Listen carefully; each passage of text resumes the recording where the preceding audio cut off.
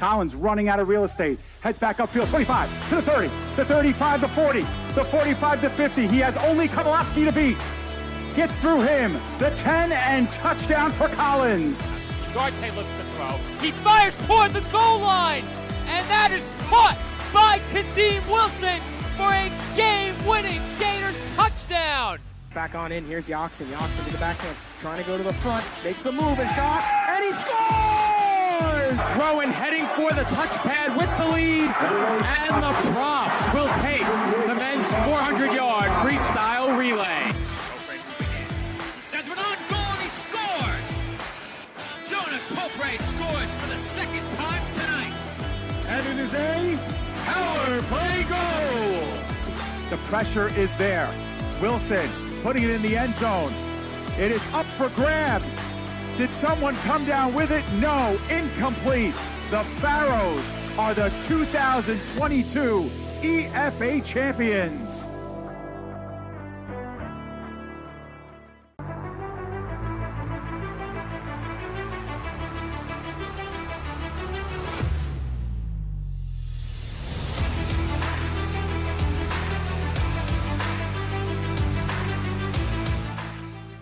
Live from the Waranenko Sports Complex in Roselle, New Jersey, the PDF Sports Network is proud to welcome you into coverage of Jersey Bearcats Arena football in the American Arena League 2.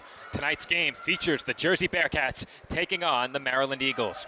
And as we approach kickoff, we officially welcome you in to the Brownstone Grill in Metuchen pregame show.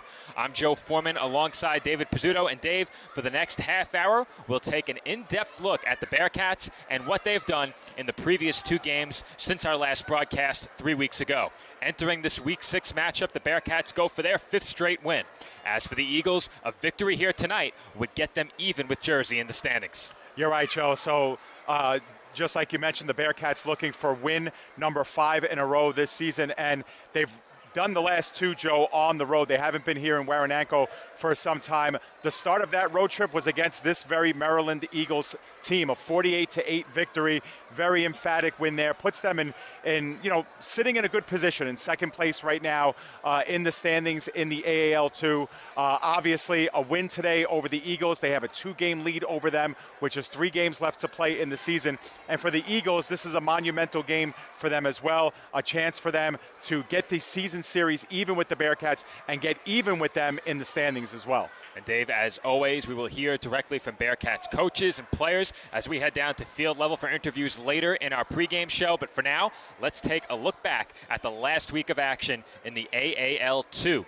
You can see the final scores from last weekend on your screen now.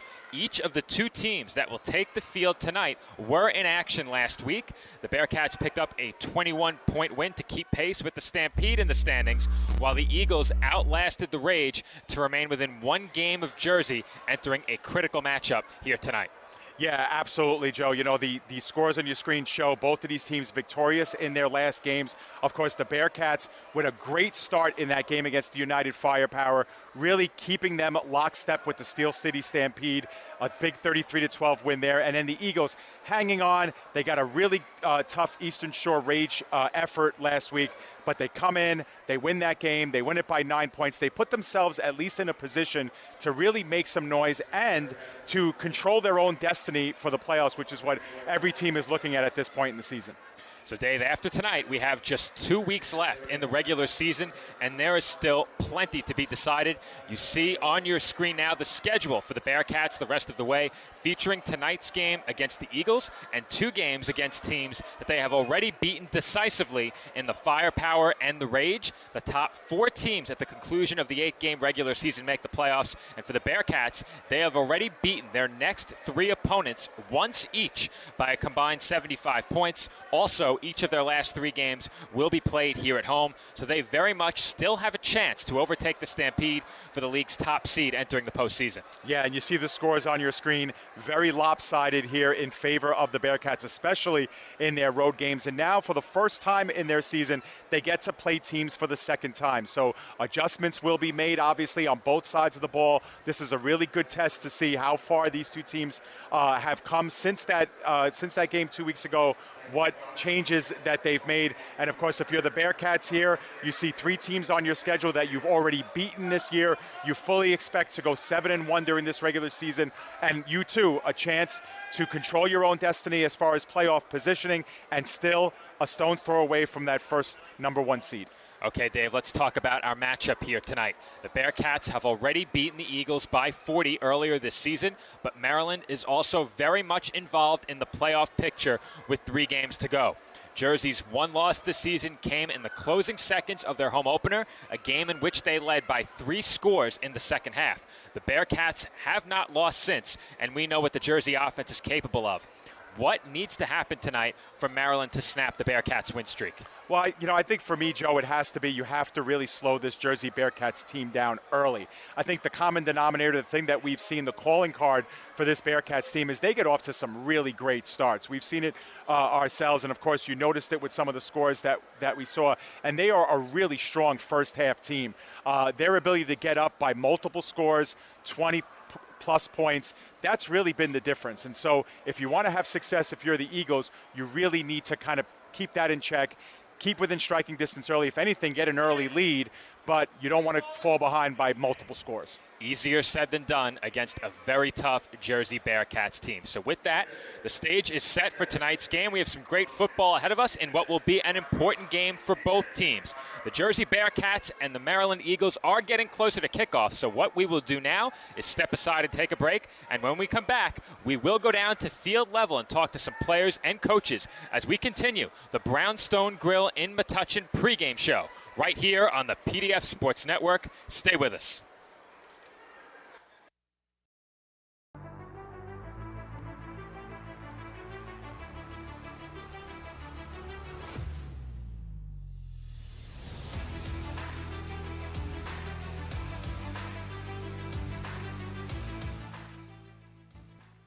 Burgers are better at the Brownstone in Metuchen. My weekend starts with the Brownstone burger, topped with cheddar, barbecue sauce, and a fried egg. Give me the Hawaiian burger. I love the Canadian bacon and sweet pineapple.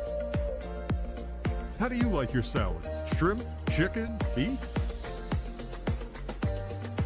Stop in and see why families are eating good at the Brownstone in Metuchen. We'll meet you at the Brownstone. We'll meet you at the Brownstone. Warananko Sports Center is the official home of the Jersey Bearcats and is proud to welcome the AAL2.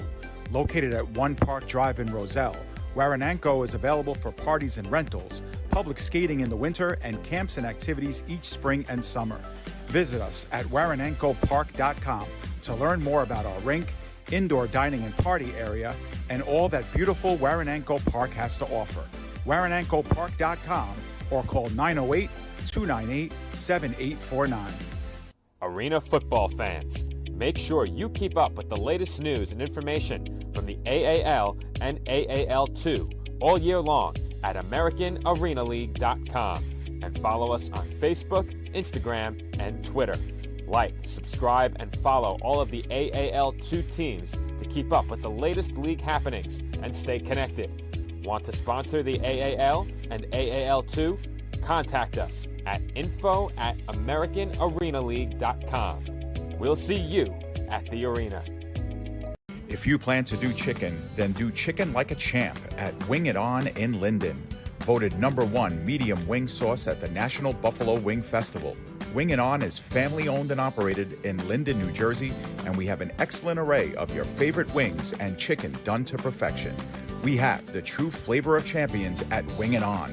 Stop in or order now at wingiton.com or call our store at 908-486-0910. The Jersey Bearcats would like to thank Von Seals Veggies and Seafood, official food sponsor of the Jersey Bearcats game day. Von Seals Food Truck is available for bookings at vvsfoodtruck@gmail.com, specializing in the most delicious seafood with the freshest of vegetables made to order. Follow Chef Supreme and Von Seals on Facebook to see where we are serving the best plant and pescatarian food near you.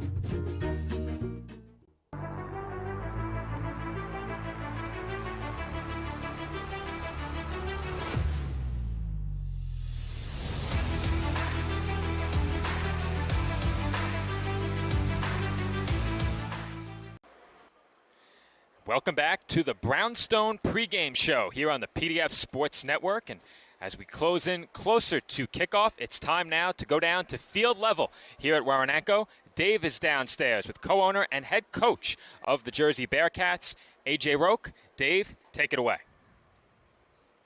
Joe, I am here with Bearcats head coach and co-owner, A.J. Roque. A.J., last two games on the road, come out with two victories. How proud are you of your team after those two performances? Going on the road, definitely. It's tough to be on the road, especially overnight trip. Team got to stay together and come together. Have each other's back, and to go on the road for 2 weeks in a row and get a win is, it's phenomenal. We like that type of thing, and I think we grew as a team on the road. Great. First time tonight, you're playing a team for the second time around. 2 weeks ago, obviously a big win over the Eagles. What are you expecting now, second time around against them? Again, to go out and do our thing. We want to make teams play us, right? We don't want to be able to allow that team to dictate what we do. Right? We want to continue doing what we do, and that's how we're going to approach tonight. Seems like the mantra for this team is to finish out games, play a clean 60 minutes. At this point in the season, as we're approaching the end of the season, how far along do you think this team is with absorbing everything that you want to do offensively and defensively, and, of course, playing that 60 minutes that you want? Not only myself saying it, but the leaders on the team, with Steph and guys on the defense, they step up. They the verbiage is the same around the team. So, that it's easy when everybody's buying in. It's easy to keep it going and keep it and not lose interest. Absolutely. AJ, your team is rolling. You're on a nice little streak here. Final 3 games are right here at Waranenko. How important is it now to finish strong, and how soon is it, or when do you look at the standings and start thinking about what's next? We just go week by week. Our motto is 1-0 each week, right? 1-0 each week, and everything else will take care of itself. So, we're looking at Maryland Eagles right now, then going on our bye week, and then after our bye week, we have the United Firepower, which we'll worry about in 2 weeks. But right now, we just got to worry about the Eagles. Excellent, AJ. Good luck tonight. Yes, thank you. All right, you got it. AJ Roque, head coach, co-owner of the Jersey Bearcats. Joe, will send it back up to you. Coach Roque will be looking for a big effort from his team here tonight, but Dave's a popular guy down there. He has a line of players waiting to speak to him, beginning first with new addition, Bearcats defensive lineman John Kennedy.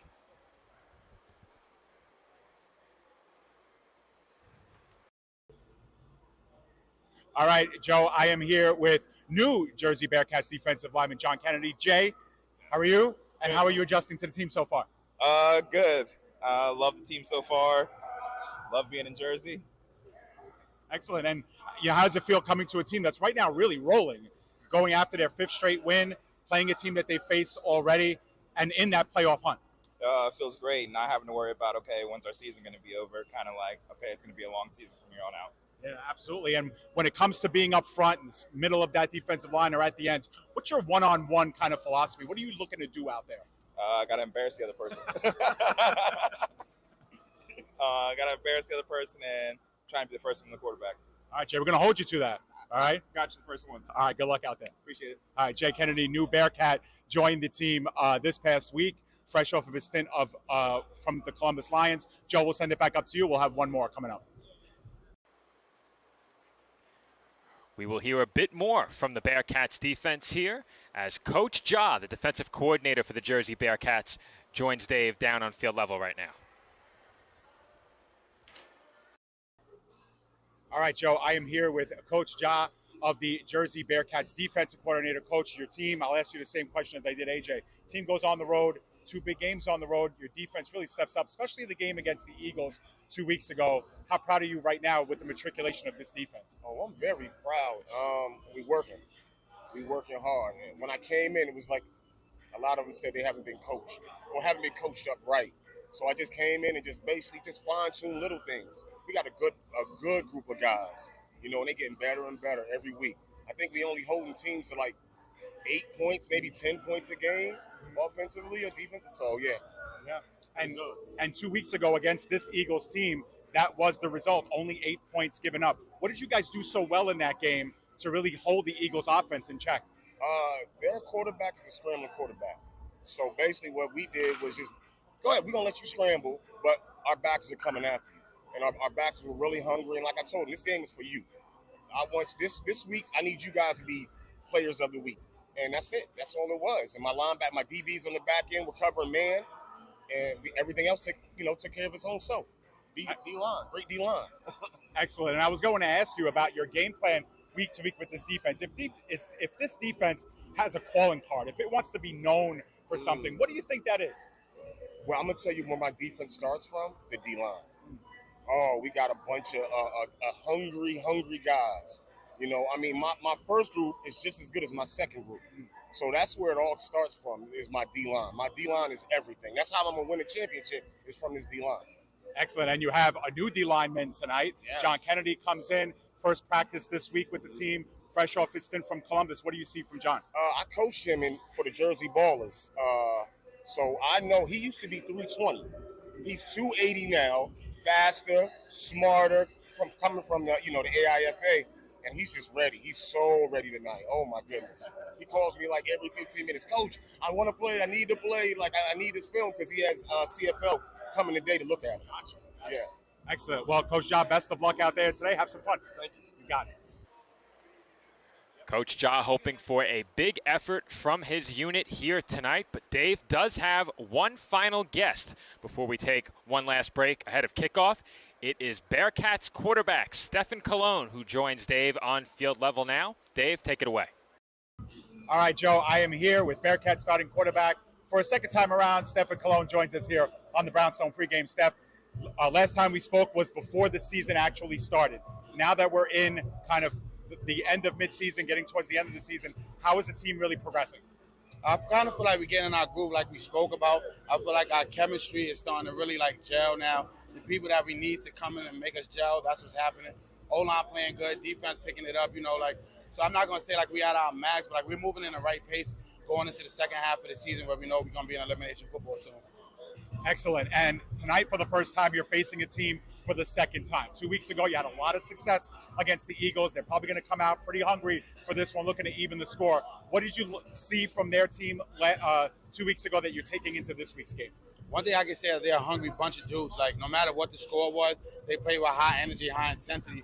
So knowing that they're playing to hold their playoff spot or move up in their playoff spot, they're going to come with that energy. So we just got to be ready to match that energy, match the spurts they come out with, and then I think we'll be fine if we play this our brand of football and stick to what we do and not treat it like it's something bigger. Excellent. And one of the calling cards of this team, especially on offense, is the great starts that you guys have had to games, really setting the tone for the rest of the game. How important is that for you guys as an offense? Right. If you score, that helps the defense feel good, and the defense make a play, we feel good. So us starting off fast just let us know what we've been preparing for is what we're seeing and what we're doing. So a fast start is always good, but we're trying to score often every time. Excellent. Steph, good luck out there tonight. Thank you, man. All right. Stephen Colon, starting quarterback of the Jersey Bearcats. Joe, we'll send it back up to you for our commercial break. Great job, Dave. And while we get Dave back up to the booth, we will cut now to a word from all of our sponsors before getting you closer to kickoff right here on the Brownstone pregame show, counting down to Jersey Bearcats football right here on the PDF Sports Network.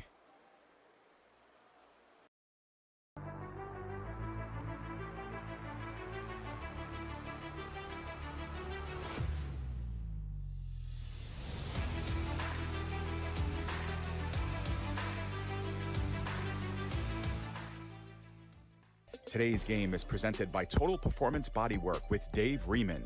Dave is a body worker, licensed massage therapist, and strength and movement coach. He's combined his wide variety of expertise into a system that he calls Total Performance Bodywork.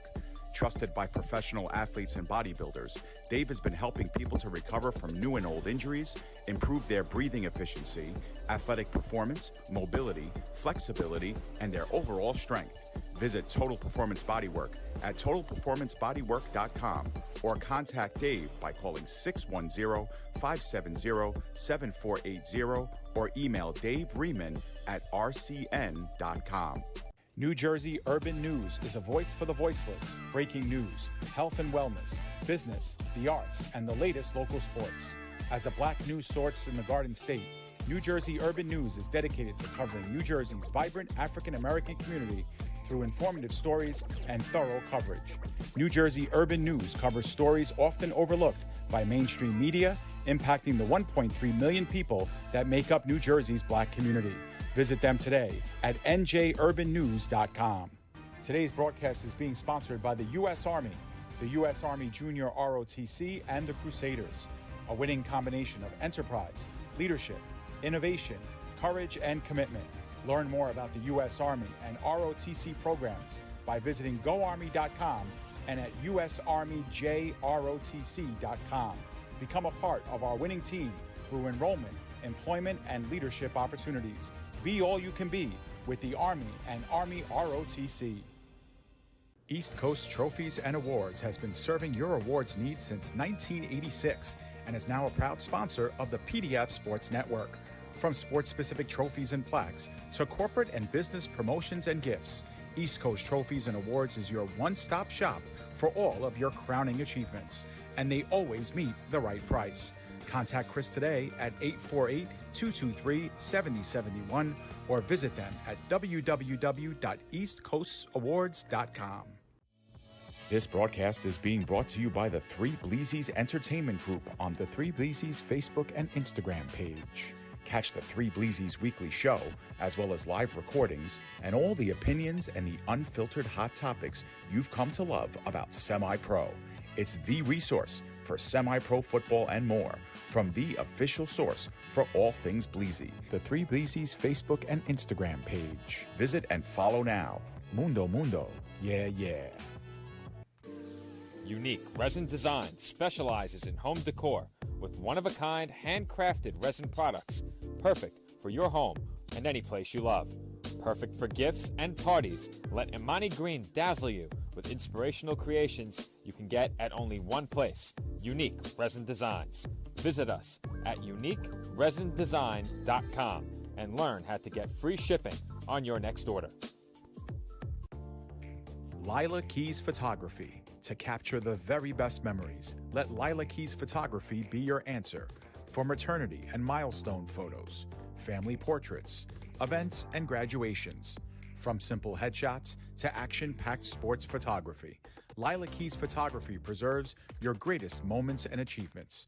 Reach out at lilakeys21@gmail.com or reach out via Instagram at Lila Keys.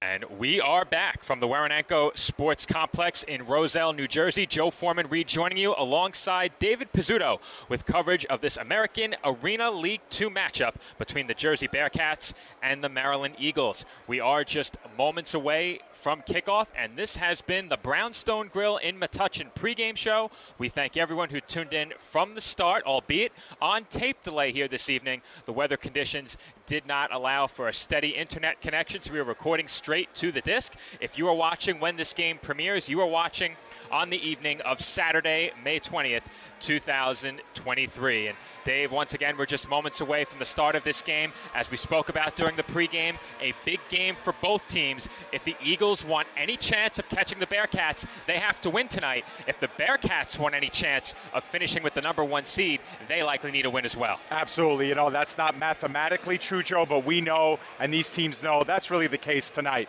A loss would be, critical in their fight for playoff positioning. And, for the Eagles, like we mentioned, they have a lot to prove after that loss 2 weeks ago by 40 points to this very same Bearcats team. They feel they're a better team than that. I think the Jersey Bearcats know they're a better team than that, and we should be in for a quality 60 minutes here tonight. Well, Jersey, the last 4 weeks, 56 points, 48 points, 48 points once again, and 33 points. This has been a big play offense, Dave. What has clicked so well for the Bearcats offensively this year? Yeah, I think they've been able to take a lot of teams by surprise early, Joe. We've seen so many one-play touchdown drives with this Jersey Bearcats team, and also, Joe, their ability to really stretch the field on first down. Their first play of drives, they almost exclusively go for the home run. I mean, we've seen them run a couple of times here and there, but they are a team that looks down the field first and then underneath second. And I think that really has taken a stranglehold on some of these games, and it's forced teams to play behind, play under pressure. Next thing you know, you're giving up 30, 40, and 50 points a game. Well, the Bearcats have played from ahead for just about all of this season. They have led for all but a few seconds in their first game so far in 2023. As for the Eagles, it's been a bit of a mixed bag. They've alternated wins and losses since the start.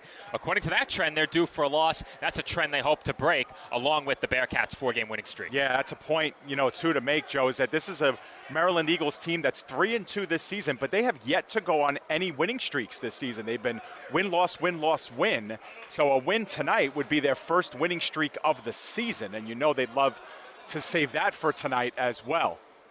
We are waiting opening kickoff. I am looking for a football out on the field. I don't see it yet, but we're just moments away from the start of this one, and it will be the Eagles kicking to the Bearcats to get things underway from the Waranenko Sports Complex in Roselle. And a football does reach the field from the Eagles bench, and we have kickoff coming up from Waranenko. We do have an on-field hero camera this evening. You'll get a chance to see that from throughout the broadcast. Kicking off will be Phil Morgan as he sends it away. And that's over the outstretched arm of the Bearcats returner in the end zone, but he has good blocking as that is taken to about the 15-yard line. On the return for Jersey was Kyle Ward. Yeah, and Ward, the Bearcats welcome him back. He did not play in last week's game against the United Firepower. That was a 2-night overnight trip for the Bearcats, and he was not a part of that game, so this is his first action back.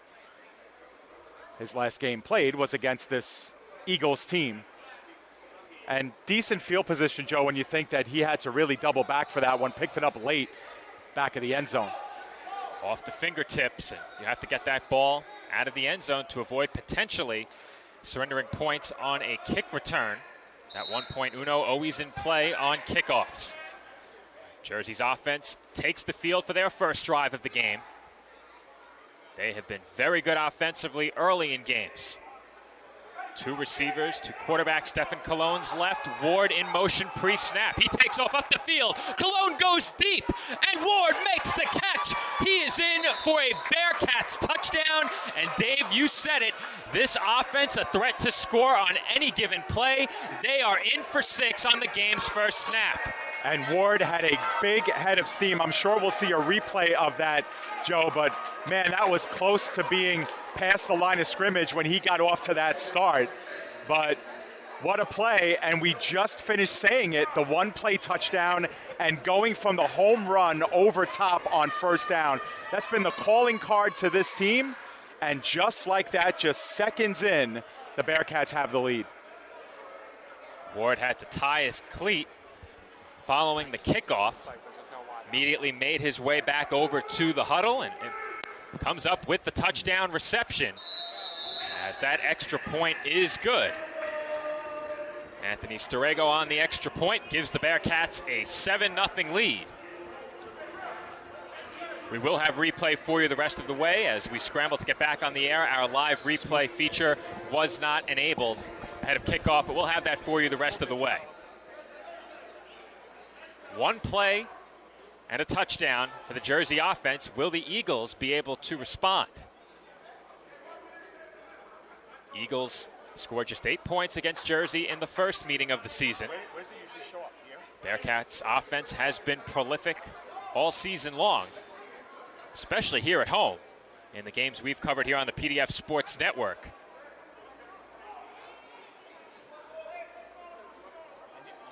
Waranenko Sports Arena beginning to fill up here, as the weather, we thought prior to kickoff, may have been a bit of a deterrent, but as this game has gotten underway, the area around the boards has really filled out nicely.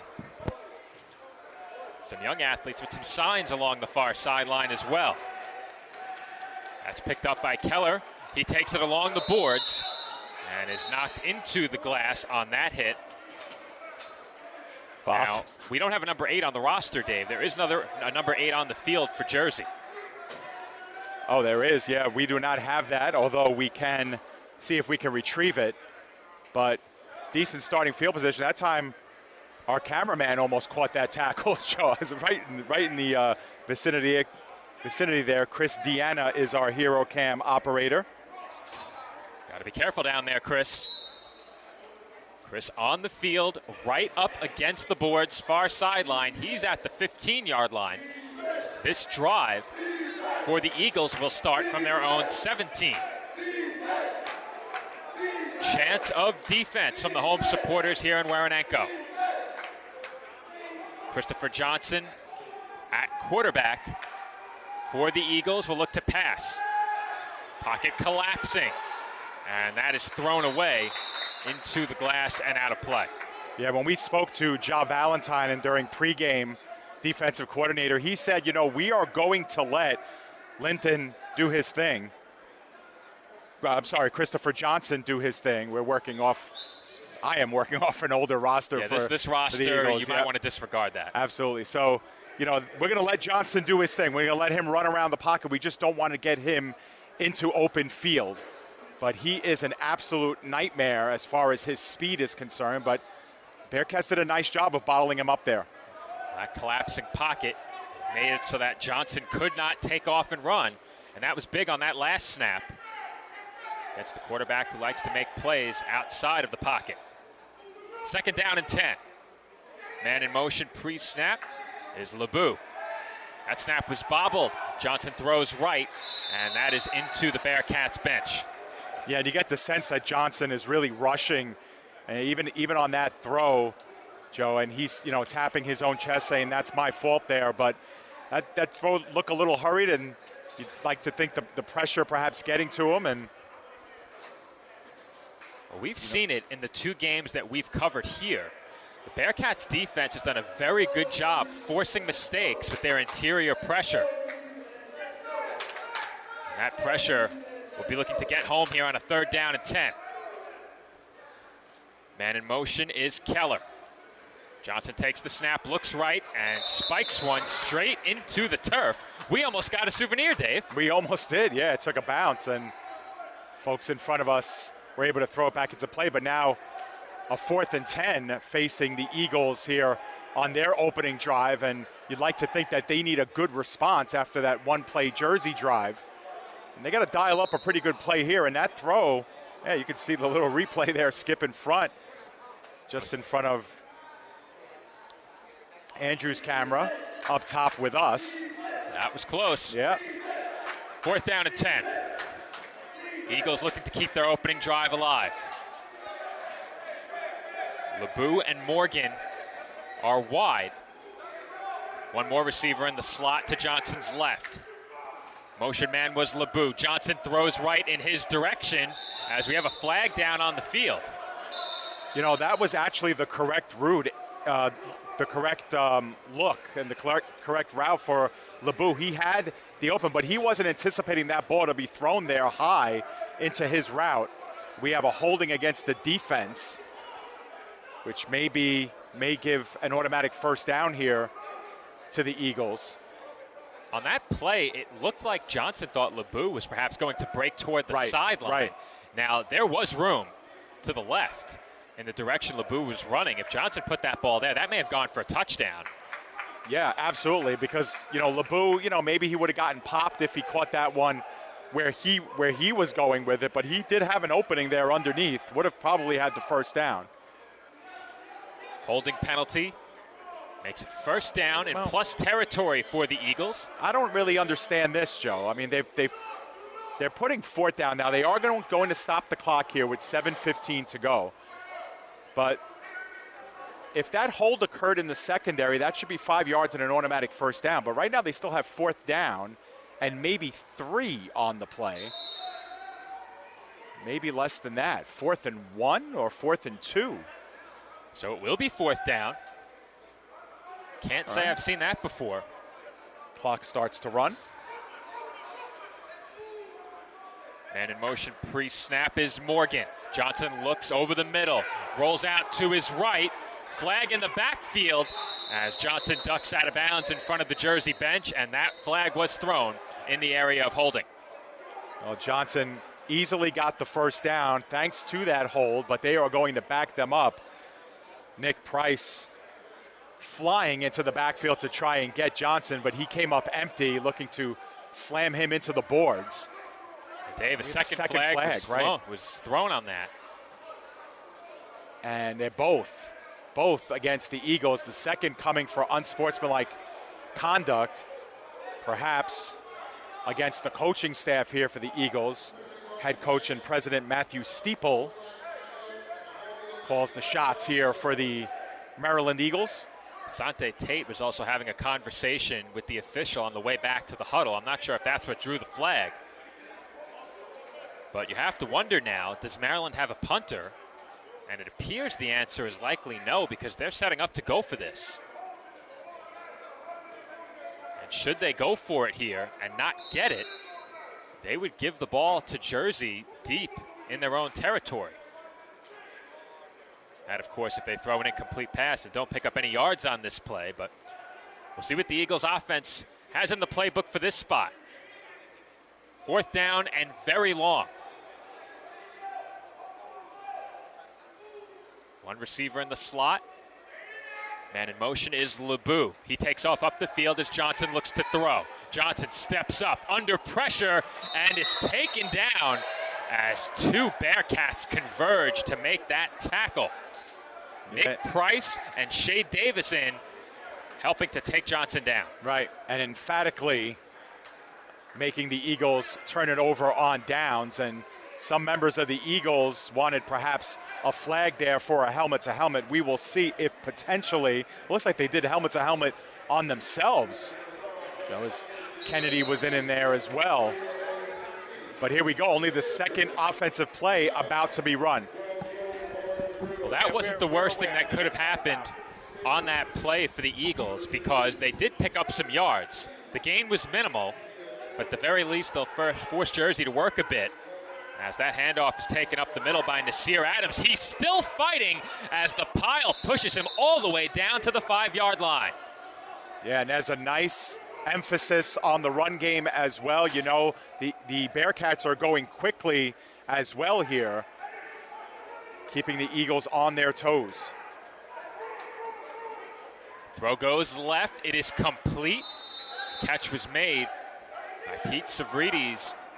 Nice tackle on that play to prevent him from getting into the end zone. That was Lloyd Meeks bringing down Savridis just short of the goal line. Bearcats do not huddle once again. Handoff goes up the middle, and Adams is taken down, but not in time as he's in for the touchdown, as they had a very short way to go on that goal line carry, and Adams is in for 6 more. Yeah, emphasis on the run at that time. Of course, 2 out of the 3 plays coming on the ground, and of course Adams, the featured back, and they get in once again. So now the Bearcats, much like they've been doing, game in and game out, emphasis on the run as you see the reverse angle here. There you get a look at that touchdown from field level. A very good look at it with some rather faint lines down around the end zone.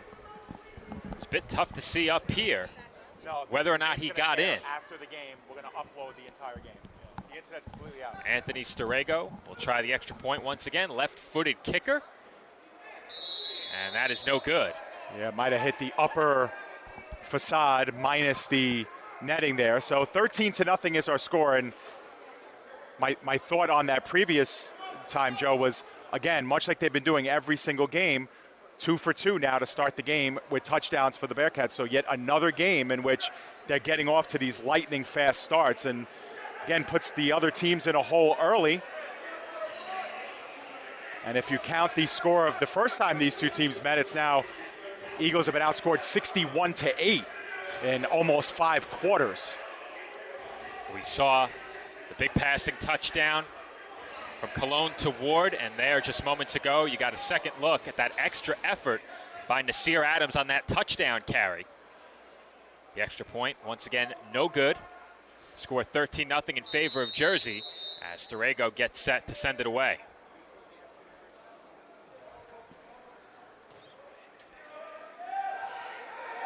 And that kickoff initially bobbled by Keller. He scoops it up and was forced to retreat into a host of tacklers as he is taken down at his own 10-yard line. Yeah, you know, the Bearcats are playing with some emphasis and with some pop, too. They are making their impression felt.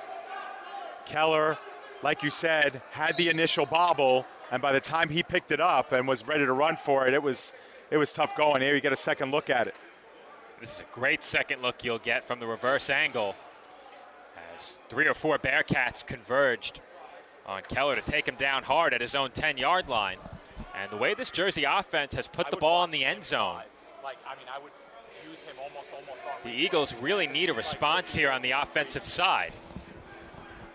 We thought they had a first down on drive number 1 when that holding penalty was called on 3rd down. But that was not the case. And they were backed up by a pair of penalties ahead of 4th down.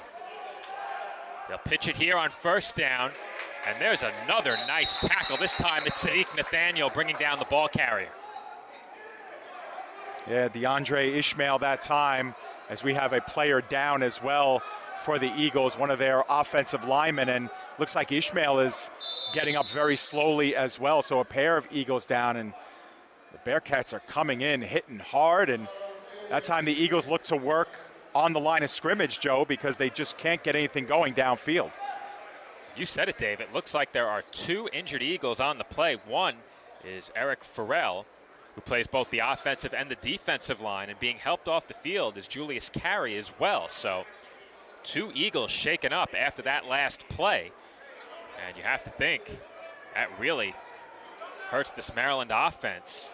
Now, there you see the replay. It was tough to spot where the injury to Carey occurred, as it looked like maybe he just rolled his ankle near the sideline, but that's pure speculation. Andrew thinks that he rolled it up against the wall, and that very well could have been what happened, as Farrell is able to walk off under his own power over to the Maryland bench. 37 seconds left. Obviously the clock stops in this situation, although now they are rebooting it, and it'll start to advance here.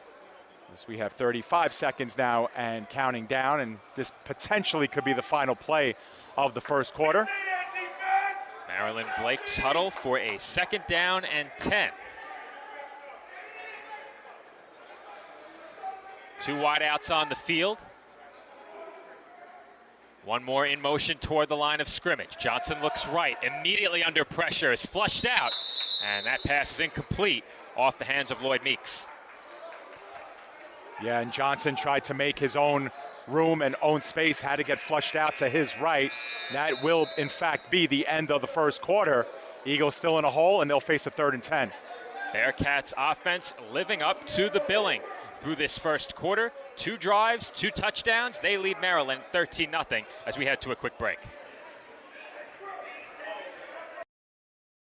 This broadcast is being brought to you by Pioneer Sports Incorporated, providing quality programs to underserved communities, providing team owners with support and tools to run quality programs. Visit them at pioneersportsinc.com or call 609-658-7532. And by DJ Willie Will of Spectra Sunshine Sounds. DJ Willie Will is part of the Spanish Harlem Street Jocks. Contact Willie Flores for the best DJ services at your next event. Call 212-987-4425 or email scbanton40@yahoo.com. And by DG Visuals, photography by Danny Gomez. Call or email today for the DG Visual Experience, one unlike any other. Start of the second quarter from the Waranenko Sports Complex. Jersey Bearcats leading the Maryland Eagles 13-0. This is PDF Sports Network coverage of the AAL2. Maryland looks to pass as Johnson gets up through the pocket and is not taken down. Broken tackle along the sideline as Johnson carries it out of bounds for a nice gain. He's pushed out at midfield.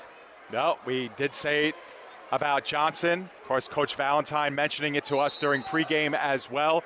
His ability to maximize open space, and that time got away from a pair of defenders, gets the critical first down, and sets up the Eagles at midfield. Bearcats had a chance to bring Johnson down just a bit sooner, as you'll see on this replay, but Johnson showing off that elusiveness and escapability in the pocket. As on that play, it was Nick Price who had a chance, but could not take Johnson down by the jersey. Two receivers to Johnson's right, man in motion on the left is Morgan. Johnson will take off again up the middle of the line, and he is tackled across the Bearcats' 20-yard line down at the 18.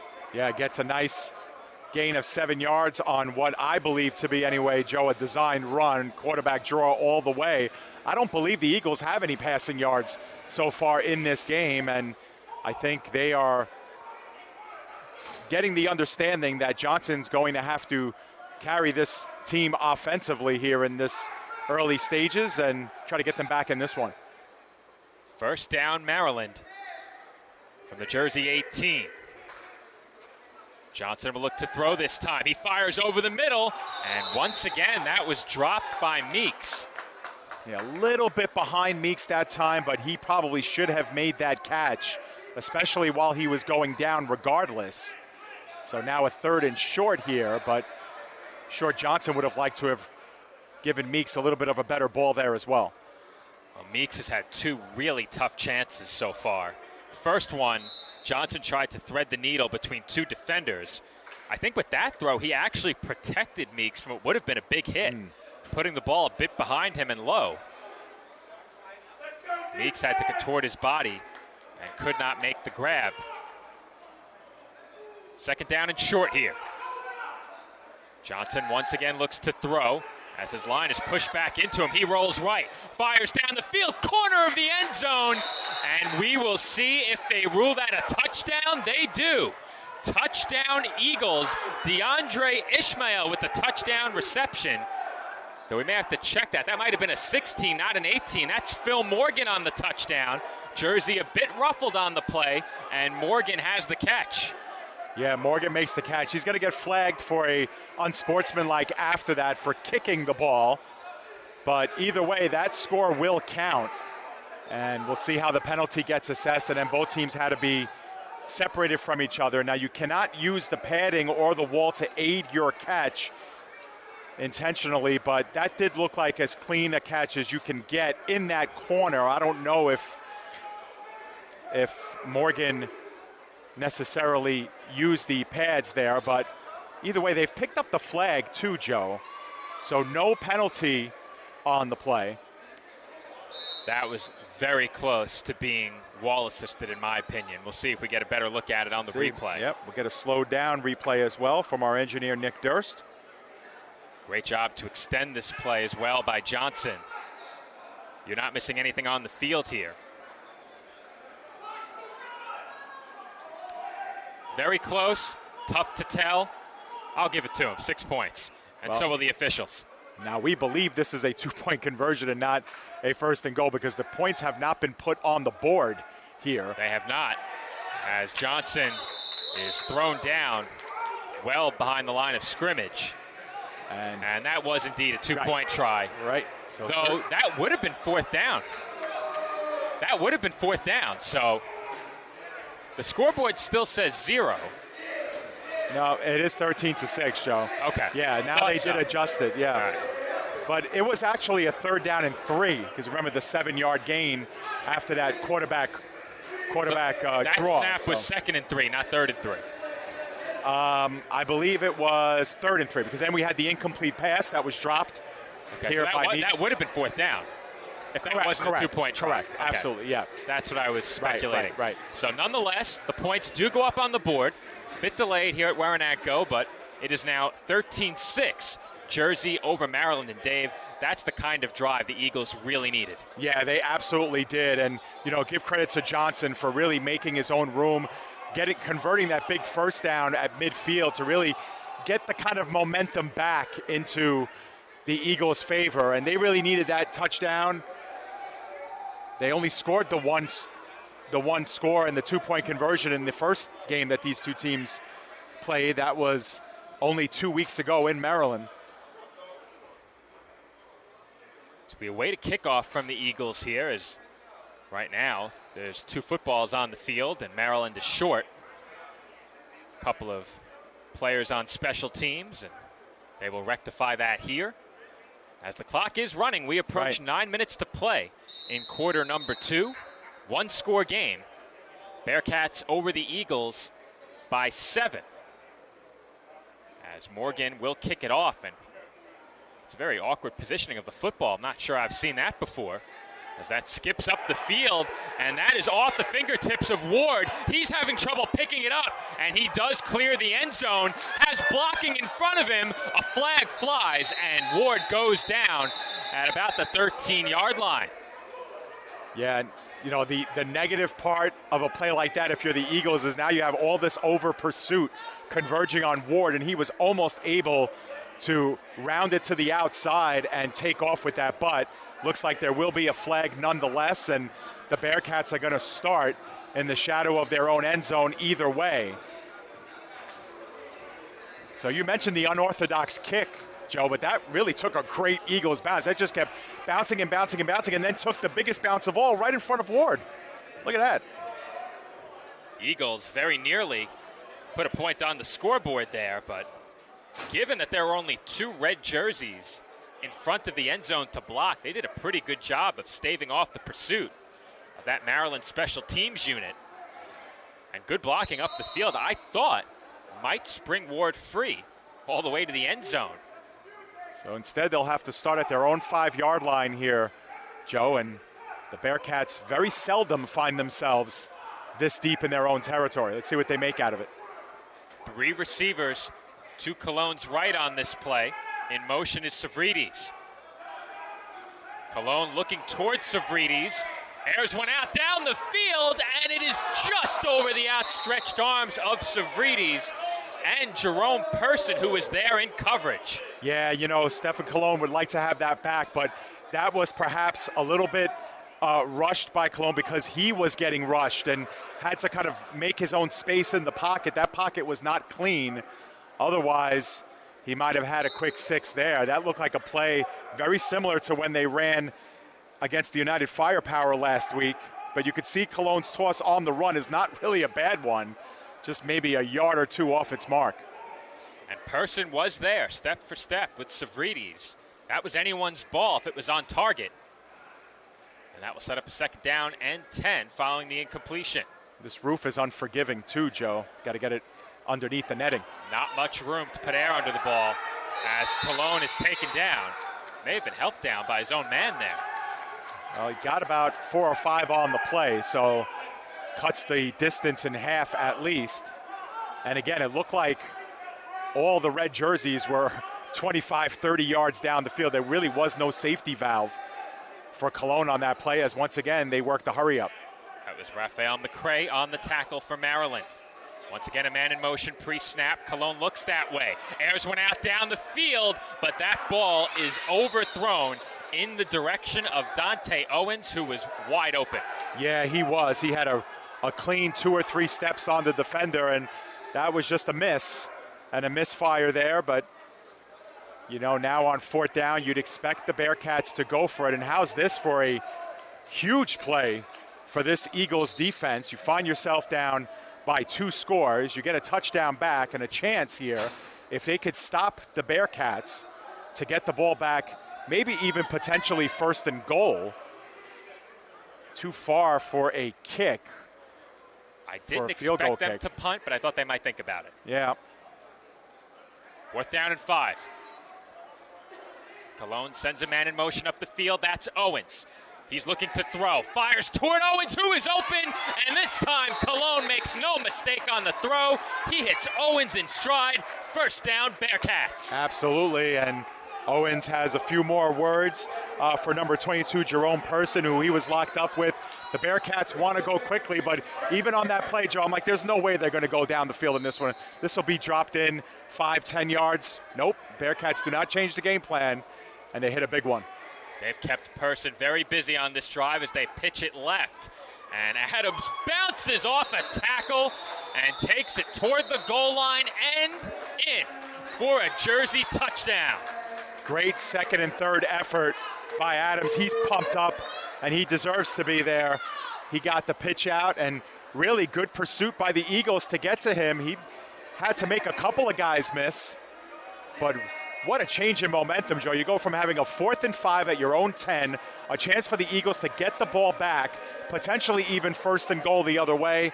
You hit that big play. One play later, you're in the end zone, and you have a 2-score lead again. Well, stop on 4th down by the Eagles really changes the complexion of this game. Instead, we're basically right back where we were about 10 minutes ago when Jersey led by 2 scores. Now, there are only 4 minutes remaining in this first half as the Bearcats have called timeout. If you're the Eagles and you can score on your next drive, you put yourselves in a position to potentially tie the game at the start of half number 2. If you're Jersey on the other side of things and you get a stop, you put yourselves in a really good position entering the second half, a 2-score lead against this Bearcats team, typically a lead that's very tough to overcome. Yeah, 100%. And 4 minutes left in this half is actually a lot of time, especially given the fact that the clock will stop inside of a minute to play and at the 1-minute warning. So there's still time here for 2, maybe even 3 drives. We've seen it with our own eyes. And, this game obviously not out of the woods yet, but the Bearcats, once again, just teams have a hard time just stopping them offensively, especially in first halves of games. We've seen them come out and put up a lot of points in the first half. Bearcats will go for 2 here, leading by 13. Cologne with 3 receivers to his right, airs one out for the back of the end zone, and that is intercepted. No run back. And the Eagles appear to be unsure as to why. Yeah, Meeks certainly wanted to run it back, and they are arguing their case. Now, we've seen extra point attempts that have been blocked that have been unable to be returned, but I was of the opinion that you could send that one back. But either way, it's a missed conversion for the second time for the Bearcats, one on the point after and one on the 2-point conversion as we get another look at it. But as a... Well, Dave, I'm not sure if you're a lip reader, but that looked an awful lot like my fault on the mouth of the referee. Possibly. Nick says they're not allowed to run it back. Yeah, and they are definitely discussing it. A.J. Roque in that pile and some of the Eagles players as well voicing their opinion. Tate was arguing for the call along with Johnson, but the Eagles are going to get this ball back down by 13 points. Now the clock is still running. You see it on your screen and officially here at the arena. Well, Nick said they were over the back line, but is there a back line in the end zone? I don't think so. I don't know. I don't think so either. I think anything inside the boards is in play. So I thought. Well, if it happens again, we'll know. I guess so. Yeah. Jersey will kick off here as the clock is now stopped at 3:02. Not sure when the official stopped it. Well, now they restarted. I guess maybe the official just needed time to get to his place. Storego sends it away. Backpedaling is Meeks. Meeks takes it toward the near side, accelerates up the field. Meeks has one man to beat, and he beats him up the sideline as he is taken down into the boards, but not short of the goal line. Touchdown Eagles. Lloyd Meeks returns the kickoff for 6, and Maryland is right back within 1 score. That was a gorgeous run by Meeks, who really was very patient, Joe. And I think step 1 is you need to field it clean, and he did. And that was a great job. Then a little bit of a stutter step, couple of decisions to make, and I love turning it back up into the inside. You'll see it here. Starts off with the clean fielding, and then that cut right inside, right there, between the 2 red jerseys, and a great job here. Well, I thought I saw a hold there, Dave. Just saying. Yeah, well, might get another look at it, maybe slow down where you want it slowed down, but certainly there's a lot of traffic in there. It's easy to miss. Was it a Jersey player grabbing the jersey of an Eagle or the other way around? Eagles will go for 2 here. Thompson to throw over the middle, and I believe that was his eligible offensive lineman making the catch. Latrec Moore for 2. And that makes it a 5-point game as we wind down toward 90 seconds to play in this first half. Yeah, it certainly doesn't look like the Eagles will be kicking point after attempts, but right now they are 1 for 2 via the 2-point conversion. So a 14-point spot, which almost doubles their entire offensive output 2 weeks ago against this Bearcats team, as you saw the conversion attempt there for the second time. But, you know, for all the success the Bearcats have had offensively, great job here by the Eagles to respond, not once but twice, as we get another look. Oh, yeah. Oh, yeah. They missed the hold for sure, and that had a profound impact on that return. Yeah, Will Robinson, the victim of that hold, but they get away. It's not a hold if they don't call it. Right, exactly. I'm sure the Bearcats might have something to say about that one. Right. And I'm you sure really can't blame them. And I'm sure when the Eagles go back and watch this one, Joe, they'll point out how wrong we were at our call up here in the booth. I don't think so. I have a feeling that they'll know they got away with one, and they will take it. Joe, we should mention that last play marked the 1-minute warning as well. So the clock is stopped here, and I don't know if you could see the way the ball is resting, but you called it last time, Joe. The ball flat. On its side. And that one I thought was out of play. Yes, that one went out of play at about the 16-yard line. And that is where they will spot it. Looks like perhaps the 18. So the Eagles did what they needed to do. They scored a touchdown. The question is, did they leave the Bearcats with too much time? 1 minute remaining in this first half. We've seen what this Jersey offense can do. I believe the Bearcats have used one timeout, so they should have 2 remaining by our count, as is reflected on your screen. Did Maryland leave Jersey too much time here? Well, I think every player on the Bearcats bench to a man would probably say they have an eternity to score here. 56 seconds, they'll take it for sure. And I think the argument in question is, do they leave any time for the Eagles after this drive? You know, if you're A.J. Roque, you'd love to get 6, 7, 8 points on this drive and call it a half. Cologne sends Ward in motion up the field. Slot position. He throws that way. Ward is open, and Ward makes the catch for a Bearcats touchdown. Yeah, and there is really no excuse for the Eagles. I mean, the Bearcats are running around wide open in the deep secondary, Joe. Ward had a good 3 or 4 steps on the nearest defensive back, which was Meeks on the play. But that's the second or third time we've seen a red jersey all by themselves, and that's just too easy. Well, Dave, the motion man has been the primary read on just about every play that they've sent a man in motion.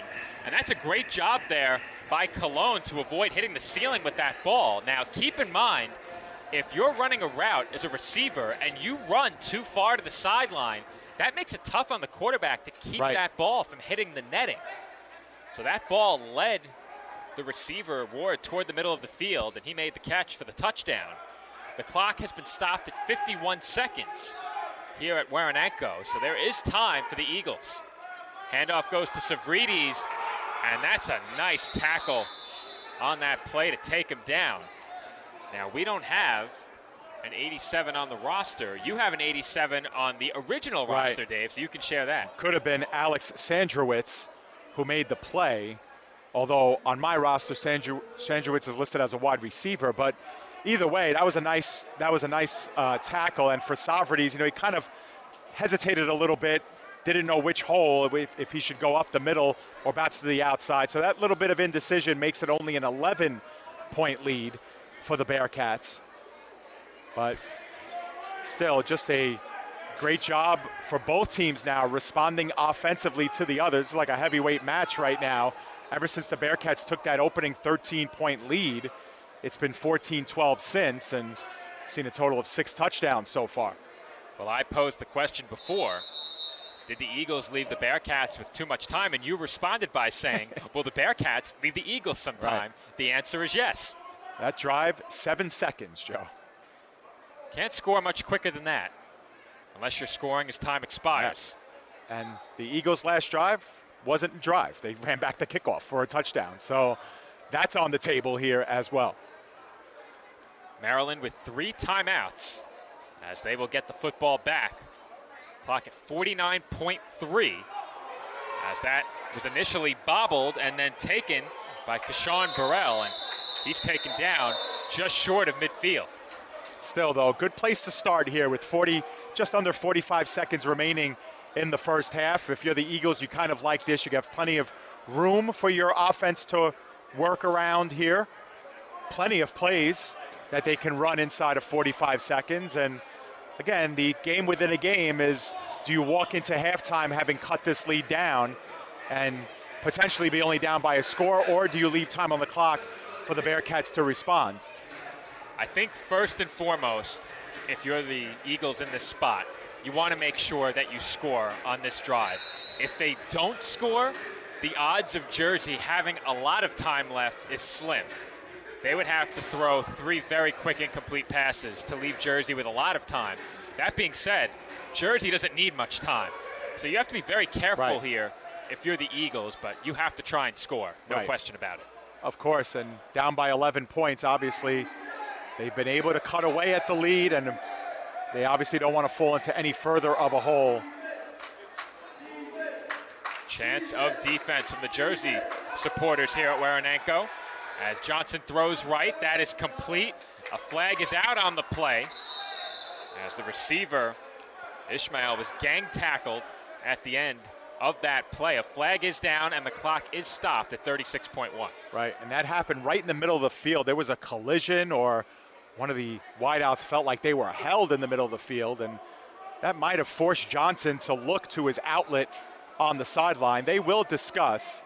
Coaches will have their says, but Coach Ja and Coach AJ overruled, and they'll march this one further. Discussion ongoing at the 20-yard line of the Bearcats here. And Jersey looks unhappy as it appears they're going to move the Eagles' offense up. And I think they just moved them up 15 yards.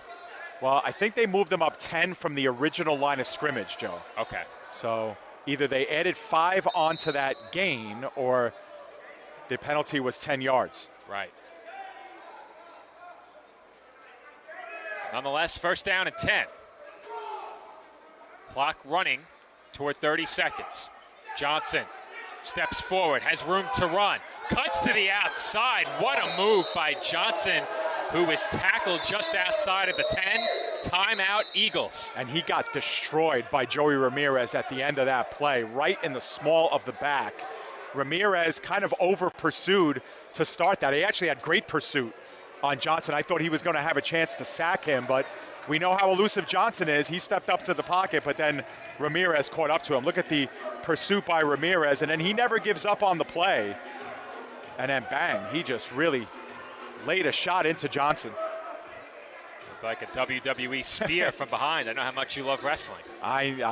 Yes. I'll leave it at that. You didn't get the hint. Dave does not love wrestling. I hate wrestling. I don't hate many things. I hate wrestling. That's not going to make me popular with our audience. It maybe some will, but it's it's that ageless debate among us and among society out there. Who's on what side of the fence? I'm on the outside of the fence. They call me Chief, and I'm a fan of the spear, so you can put 2 and 2 together. Maybe not you, Dave, but our viewers. We'll leave it at that. 21.4 remaining in this first half as Maryland continues to march toward the end zone. Second down snap upcoming. Looks like about 4 or 5 to go.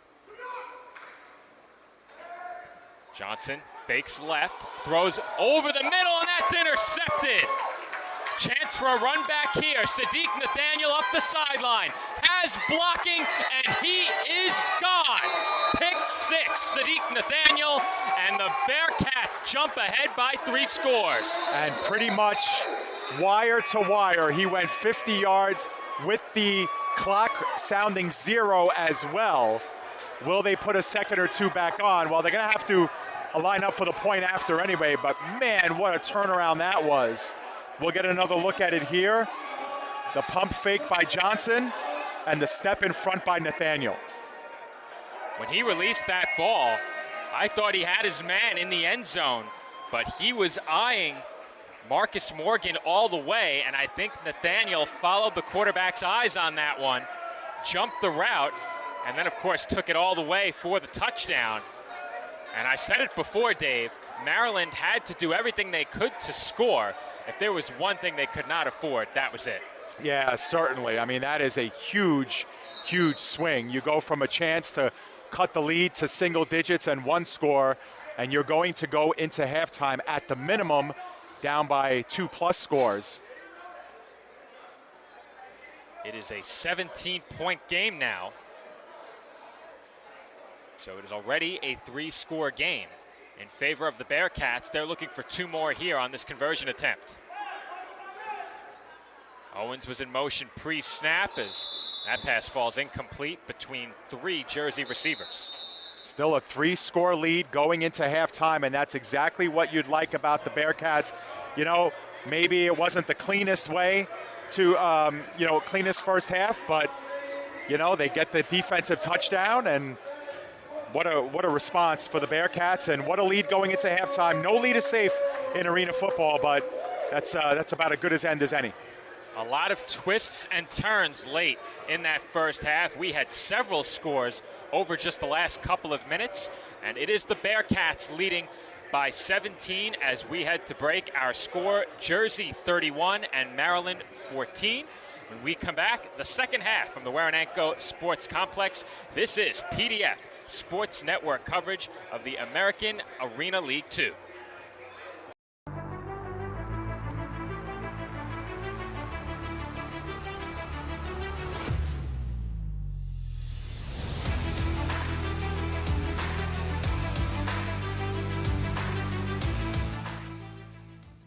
Today's game is presented by Total Performance Bodywork with Dave Riemann.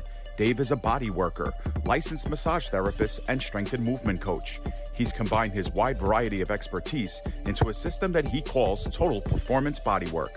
Trusted by professional athletes and bodybuilders, Dave has been helping people to recover from new and old injuries, improve their breathing efficiency, athletic performance, mobility, flexibility, and their overall strength. Visit Total Performance Bodywork at TotalPerformanceBodywork.com or contact Dave by calling 610-570-7480 or email daveriemann@rcn.com. New Jersey Urban News is a voice for the voiceless. Breaking news, health and wellness, business, the arts, and the latest local sports. As a black news source in the Garden State, New Jersey Urban News is dedicated to covering New Jersey's vibrant African-American community through informative stories and thorough coverage. New Jersey Urban News covers stories often overlooked by mainstream media, impacting the 1.3 million people that make up New Jersey's black community. Visit them today at njurbannews.com. Today's broadcast is being sponsored by the U.S. Army, the U.S. Army Junior ROTC, and the Crusaders, a winning combination of enterprise, leadership, innovation, courage, and commitment. Learn more about the U.S. Army and ROTC programs by visiting goarmy.com and at usarmyjrotc.com. Become a part of our winning team through enrollment, employment, and leadership opportunities. Be all you can be with the Army and Army ROTC. East Coast Trophies and Awards has been serving your awards needs since 1986 and is now a proud sponsor of the PDF Sports Network. From sports-specific trophies and plaques to corporate and business promotions and gifts, East Coast Trophies and Awards is your one-stop shop for all of your crowning achievements, and they always meet the right price. Contact Chris today at 848-223-7071 or visit them at www.eastcoastawards.com. This broadcast is being brought to you by the Three Bleezies Entertainment Group on the Three Bleezies Facebook and Instagram page. Catch the Three Bleezies weekly show, as well as live recordings and all the opinions and the unfiltered hot topics you've come to love about semi-pro. It's the resource for semi-pro football and more, from the official source for all things Bleezy. The Three Bleezies Facebook and Instagram page. Visit and follow now. Mundo, yeah. Unique Resin Design specializes in home decor with one-of-a-kind handcrafted resin products, perfect for your home and any place you love. Perfect for gifts and parties. Let Imani Green dazzle you with inspirational creations you can get at only one place, Unique Resin Designs. Visit us at uniqueresindesign.com and learn how to get free shipping on your next order. Lila Keys Photography. To capture the very best memories, let Lila Keys Photography be your answer for maternity and milestone photos, family portraits, events, and graduations. From simple headshots to action-packed sports photography, Lila Keys Photography preserves your greatest moments and achievements. Reach out at lilakeys21@gmail.com or reach out via Instagram at Lila Keys.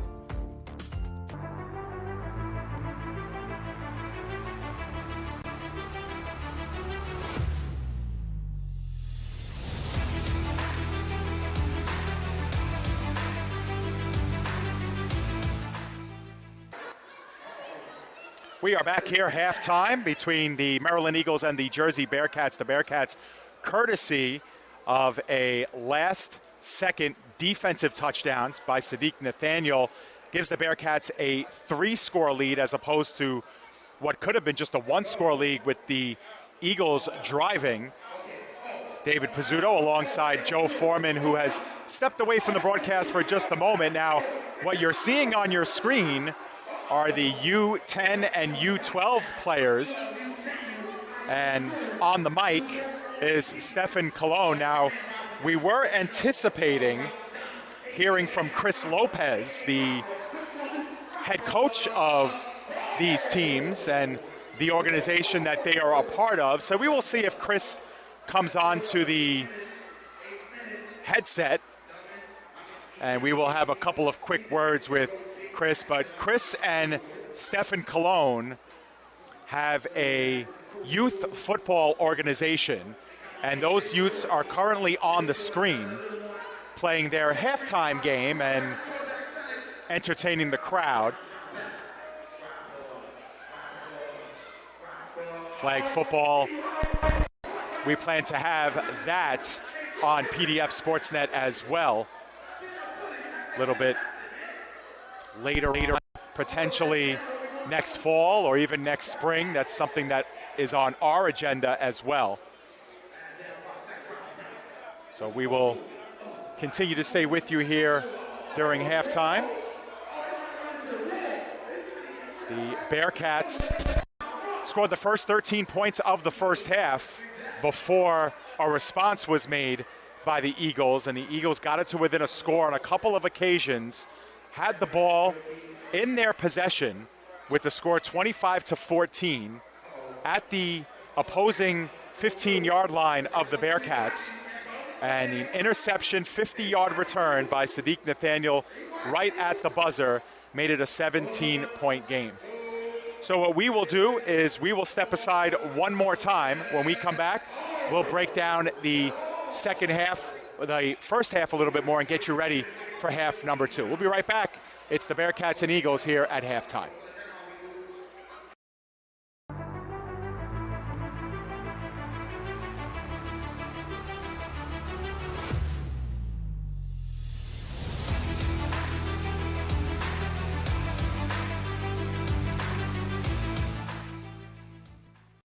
Burgers are better at the Brownstone in Metuchen. My weekend starts with the Brownstone burger, topped with cheddar, barbecue sauce, and a fried egg. Give me the Hawaiian burger. I love the Canadian bacon and sweet pineapple.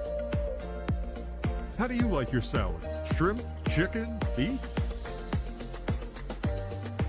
Stop in and see why families are eating good at the Brownstone in Metuchen. We'll meet you at the Brownstone. We'll meet you at the Brownstone. Warananko Sports Center is the official home of the Jersey Bearcats and is proud to welcome the AAL2. Located at 1 Park Drive in Roselle, Warananko is available for parties and rentals, public skating in the winter, and camps and activities each spring and summer. Visit us at waranankopark.com to learn more about our rink, indoor dining and party area, and all that beautiful Warananko Park has to offer.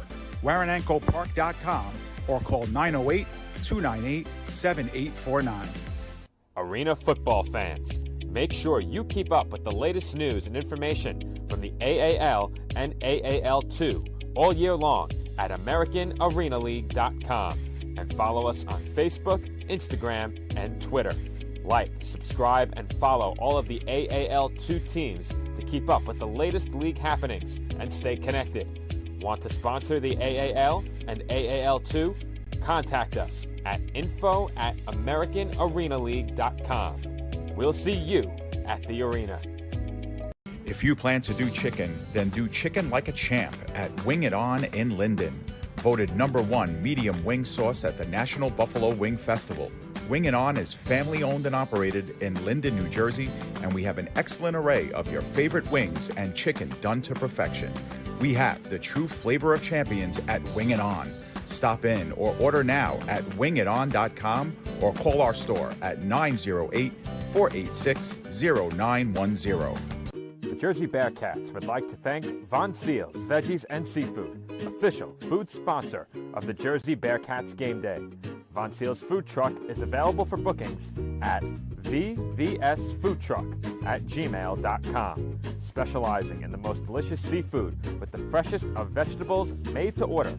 Follow Chef Supreme and Von Seals on Facebook to see where we are serving the best plant and pescatarian food near you.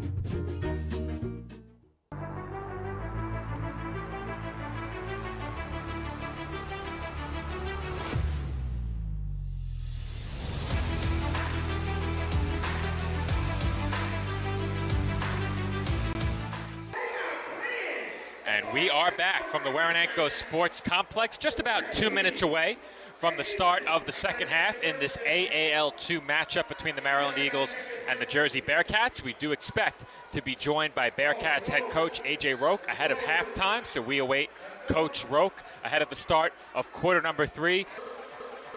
This is Joe Foreman alongside David Pizzuto. And Dave, what stood out to you in half number 1? The amazing start by the Bearcats. One play, one touchdown to start the game. Doesn't get any better than that if you're a Bearcats fan. Their defense made enough plays, and of course, they started the game well, and they ended the half well with that 50-yard interception return to kind of seize back full momentum of this game. And of course, the questions we always have with the Bearcats, Joe, is their first halves have been great. Can they play the entire 60 minutes, and can the Eagles claw their way back into this one? So this half, obviously, a lot of things can still happen and are still on the table. The Eagles had the football in Jersey territory, trailing 25-14, but a pick six by Sadiq Nathaniel completely changed the complexion of this game, took it all the way back for a touchdown, and that gave the Bearcats the 3-possession lead they now hold. As we have just 60 seconds to go before the start of the third quarter, there is a youth football game, a youth flag football game going down on the field right now, being emceed by the Bearcats' very own quarterback, Stephen Colon. Yeah, absolutely. One of the things I remarked at halftime, Joe, was that this is the U10 and U12 teams of the Pioneer organization with which Stephen is a part of, along with his partner, Chris Lopez. We were expecting to talk to Chris Lopez at halftime. He could not make it with us. Pioneers are a big part of the AAL2, and of course, are big sponsors of the Jersey Bearcats. So great to see the kids having a lot of fun, and there's some talent on these teams, Joe. I have a feeling in 8, 10, 12 years we're going to be seeing them on these fields with us. No question about it. I think this group would have given us a run for our money. We took the field in flag football action a couple of weeks ago, faculty and staff versus students back where we work on Staten Island. Flag football, always a good time, and the kids certainly enjoying it. As we have the final play before the clock expires, jump ball tipped and incomplete. As you didn't see it on your screen, but that brings the scrimmage at halftime to a close. Great job by Stephen Colon as the MC. You see him at the center of your screen, greeting Eagles quarterback Christopher Johnson. And minus that pick six, Johnson played pretty well in that first half, gave his receivers a chance, several passes into very tight windows, and made some good plays with his legs. Yeah, and I don't believe the Eagles had a passing yard in the first quarter. So I think Johnson knew that if he had to get his offense back in this game, he was going to have to do it on his own. And that's exactly what he did via his legs. He was able to make some time in the pocket. They used the line of scrimmage a little bit more. And then when he's had the opportunity to bolt out, he has. And I remember he gave them a really big first down at midfield. It was on a third down. He was able to get the first, and that got the Eagles going on their first touchdown drive of the half. So Johnson did a really great job in that first half. Of course, he would love to have that last throw back to end the first half. And we'll see if the Eagles can scratch their way back into this one. And you have to think that pass was in large part a product of the situation. The Eagles knew they needed a touchdown. They knew they might have to take some chances in the closing seconds of that second quarter. And Johnson certainly took a chance on that throw. And Sadiq Nathaniel was all over it. As I said at the time, it looked like Nathaniel was reading the quarterback's eyes on that play. Very limited space down in that corner near the boards, and Nathaniel was able to undercut that route. Credit to the other players on defense as well. They gave him some great blocking. He was able to reverse field and take it up the far sideline and in for a touchdown. So credit to the Bearcats for their blocking on that play as well. Their defense continues to play well, something we've seen all season long here at home. Yeah, absolutely, Joe. You know, in the arena game, it's easy to kind of lose track of the defense, right? It's kind of an offensive game. The offensive, players get most of the spotlight. But, we've seen in every single game the defenses have made big, sometimes even spectacular plays. Way back in week 1 when we thought the Steel City Stampede was out of it, they forced that fumble at the end, are able to generate a last-second score out of that. The amazing a couple of interceptions we saw in the game against the Warriors here that the Bearcats had. Defenses steal the show in small spurts in these games, but they usually pay tremendous dividends. And it certainly did that for the Bearcats late in that first half with just a few seconds remaining in the half. Jersey was able to take that pick six in for a touchdown, and they lead it by 17 as the start of the second half is just a bit delayed here as there was a photo opportunity at midfield. Each of the young athletes being presented with looks like a framed plaque as well, so very nice to do that for the youngsters out there on the field participating in that halftime scrimmage. But in just a few moments, the second half will get underway from Warananko Sports Complex, and it will be the Eagles receiving the second half kickoff from Jersey. Maryland needs a score on their opening drive here in half number 2. They sure do, and we'll see what this second half has to offer us. And it looks like A.J. Roca is going to come on headset here, Joe. So a very quick word from the Bearcats head coach. Coach, we talk a lot about your offense. Huge play by your defense late in that first half. How big was that? Oh, that was huge. That was our first time, ending a half like that. Against the Western Maryland Warriors, they scored right before half. That was a killer. We've had INTs and stuff, but never to end the half like that. That was huge. Grab momentum. AJ, after, first 30 minutes, your team up by 3 scores. Name of the game has been playing a complete 60 minutes. What'd you tell the team in the locker room to make sure you get out of here with the win? First thing I said, we walked in, that was sloppy, right? And everybody agreed. So we got to play these 30 minutes like it's 0-0. Like our life depends on it. Yeah, we're up 31-14, but for our standards, it's just not enough. That first half was sloppy. Coach, thanks for taking the time to join us. Best of luck in the second half. Thank you. That is Bearcats head coach A.J. Roque, kind enough to join us as the action had resumed in this second half. Opening kickoff went to the Eagles, and they brought it back into Bearcats territory. They will start this drive from the Jersey 19-yard line. So good starting field position for Maryland as they look to get back to within 2 scores. Yeah, and, between what A.J. just told us, Joe, about, it's a 0-0 game. You got to play crisp. Let's see how both of these teams here treat this really big first drive of the second half. 3 receivers on the field for the Eagles. And that pass into traffic over the middle and intercepted off of the deflection. What a play. I believe that was Sadiq Palmer with the INT. Another play for this defense. Yeah, we've seen Sadiq pick him off right here at Warananko against the Warriors. He had 1. He had 3 the week before that. And That was all the case of the tip drill. Looked like the ball was thrown a little bit late into traffic, but from start to finish, that's Palmer. What a look by our crew here. And just like that, the Bearcats get the ball back. Can't get a much better view than that, as we'll get a second look on the wide shot. And we were just waiting for the signal from the back judge, who indeed rules that pass was intercepted. And with that, the Eagles squander great starting field position. The Bearcats will be backed up at their own 2-yard line. So the Maryland defense needs to make a stand here. Yeah, and again, we saw the Bearcats convert a big 4th down from this deep in their own end for what was a big momentum shift in the first half. This is the second time that the Eagles have them backed up. Cologne looks to throw, fires right a bit high, but it's brought in by Owens, who shoves away a tackler and is then driven into the boards. Good recovery there by Jerome Person. Yeah, close to the first down to move the sticks, but that time not going for the home run, but taking what is given to them underneath as the Bearcats continue to work quickly. Bearcats go without a huddle.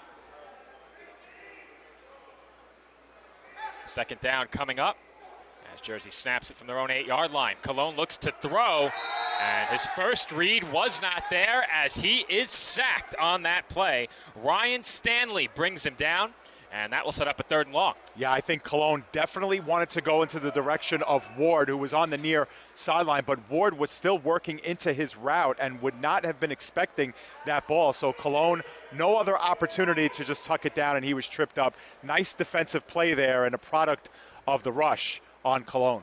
Strong hands there by Cologne as well. Very easily could have lost that football as he brought it down following that fake and was hit soon after. 3rd and long. And that's a fumbled snap. Cologne rolls to his right, and he tried to flip it away as he was tossed into the boards. We'll see what the ruling is. The Eagles want the safety, and they get it. Well, huge play by the Maryland defense, and they will get it back, trailing by just 2 possessions. We will see it. We will probably see it in slow motion as well, Joe, but both teams had a chance to kind of argue their case in those precious seconds after that throw. The officials convened, and they called it a safety, which means that Cologne was in the grasp when he got rid of this. Let's see. I could see it. I could see it. If you want to protect the quarterback there, you say that he's down, but certainly looked like he was in the motion of tossing it away. Well, Dave, did that toss reach the line of scrimmage? And does it matter on his way down to the turf? Well, we're going to get another look at it here from the reverse angle. Might even be the better one, as Christiana might have been sandwiched on this one. Yeah, we lost control of him. Boy, oh boy. Watch out. Well, we tell Chris, stay in the corners, out of the way. Well, he stood in the corner. He was right in the way. I don't think he expected that one. Lost in that, Joe, is that takes this game from being a 3-score game to a 2-score game, and the Eagles get the ball back. So it's 15 points instead of 17 points, and it's actually a pretty huge 2 points right there for the Eagles. That's a massive play in this game, especially if the Eagles manage to score. Kickoff was initially muffed, and it's stripped away.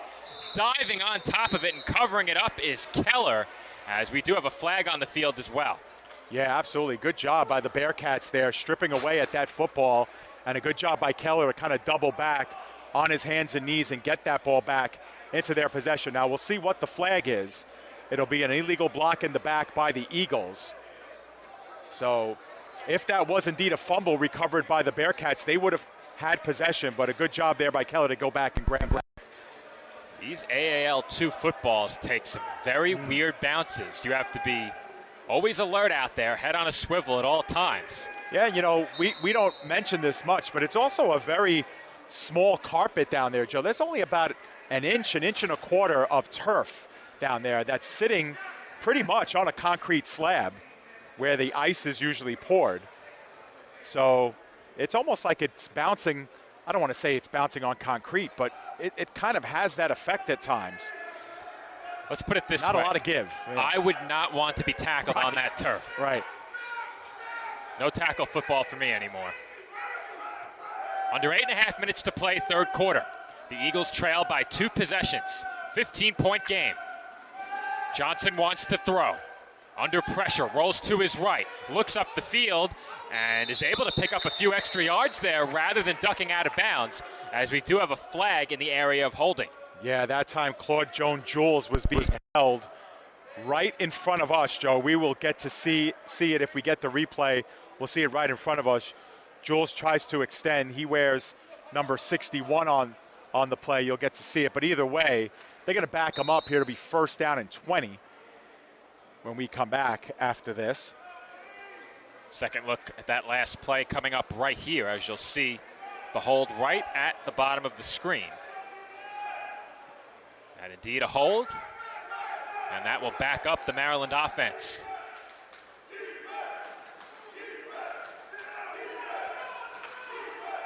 Once again, Johnson looks to throw, fakes, spins, nearly lost the football, gets away, makes a move toward the near side, and they're going to call a face mask on that play. Yes, sir. And again, Johnson makes a heck of a play. He was in the grasp of John Kennedy, who was just activated this week by the Bearcats, fresh off of his stint professionally with the Columbus Lions. He thought he had a sack, potentially even a safety, but great job by Johnson to get out. And then you'll see the late face mask come in here. There it is, the yank by Price. And that is the second huge broken tackle by Johnson in this game to keep the play alive. He has done a great job avoiding the rush. He's been under a lot of pressure in this game. Credit to that Bearcats defensive line. They have not made things easy for Johnson at quarterback, but he's been up to the task so far. So they've added 5 yards onto the end of that rush and an automatic first down. So the ball, he's about at the 22-yard line here to start this one. The officials look like they'll continue to converse as they're going to move this one up a bit further now. Yeah, so 10 yards after the run will put the ball on the Bearcats side of the field. Here's a look at the angle from the end zone on that last play. Pitch to the left out of the gun. And there is a massive hit that dislodged the helmet of Phil Morgan. What a shot by Nick Price. Well, Price got the face mask on the previous play, took the whole helmet off legally on that play. What a hit by Price. And we will certainly get another look at that one. We've seen some big hits throughout this game. Add another to the list right there. Here's a second look. Our entire crew is huddled around the monitor right now. Yep. What a shot. And that's one of those hits, unfortunately, on the replay, you don't get to hear the hit. But if you had your eyes closed, you can hear the hit as well. I knew it was a big one. Good clean tackle as well. Yeah, that being said, they did get a yard on that play. Price led with the body, not the helmet, and that angle gives you a great look at it. Once again, the Eagles look to pass. Short completion goes to the left, and Ishmael will be stood up. Forward progress stopped at about the 20-yard line of the Bearcats. Yeah, and you get the sense here, Joe, as we're entering now more than midway through the third quarter, that the Eagles just don't have a lot going on, 20, 30 yards down the field. They are going to either need the legs of Johnson, or they're going to need something to happen at the line of scrimmage or developing, with short passes down the field. Third down. Throw goes to the right. Low throw, incomplete. That will set up a fourth down and about 6. Yeah, good job that time by the Bearcats to catch up to that play and, lay the hit there on Morgan. Break up that play, and another big fourth down here. Bearcats, looking to make another stop here in this half. Perhaps a long 7 in this spot, but nonetheless, the Eagles in desperate need of this first down as we draw closer to the end of the third quarter. Bearcats lead by 15. Keller in motion.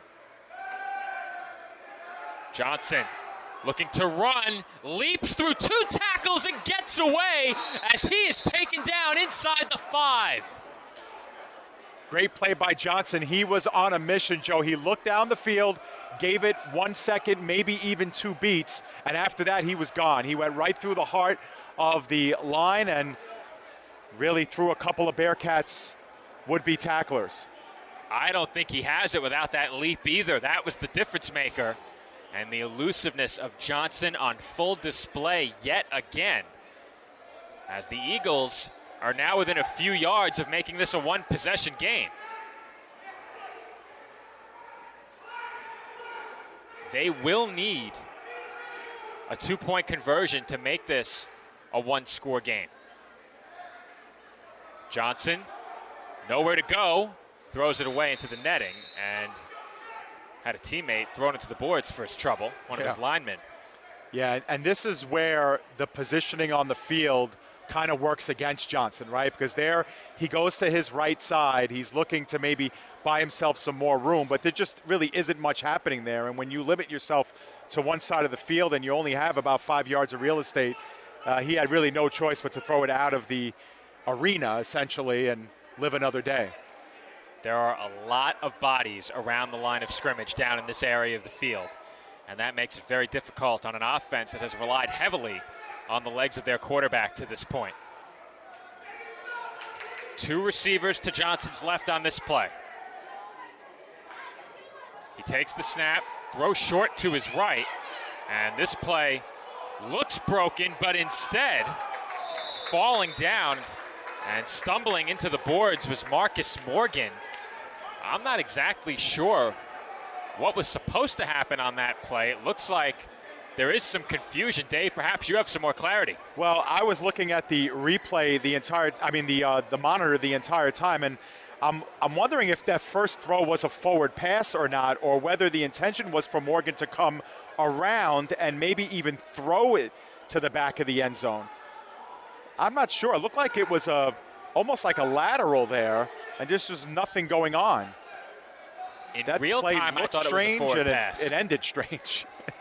Looked strange, ended stranger. That's an unusual one. But you almost think that this is almost a better area of the field to work with for Johnson. I agree. It looked like Jersey was trying to call timeout. They do not get it. And is Johnson in? I think so. He is. Though it was a very half-hearted touchdown signal by the official, that run is good for 6.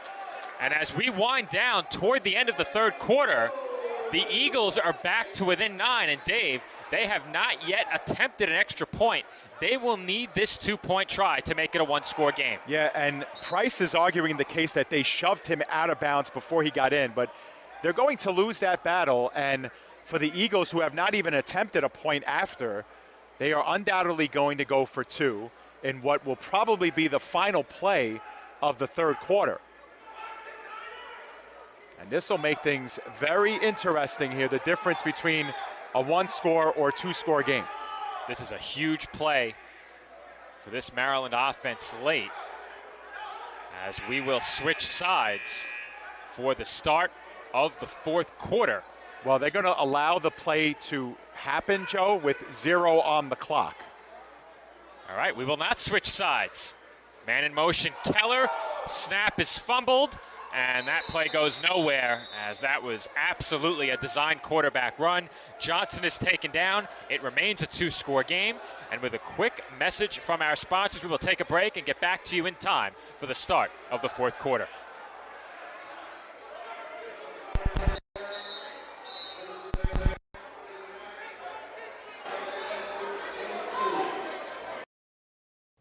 This broadcast is being brought to you by Pioneer Sports Incorporated, providing quality programs to underserved communities, providing team owners with support and tools to run quality programs. Visit them at pioneersportsinc.com or call 609-658-7532.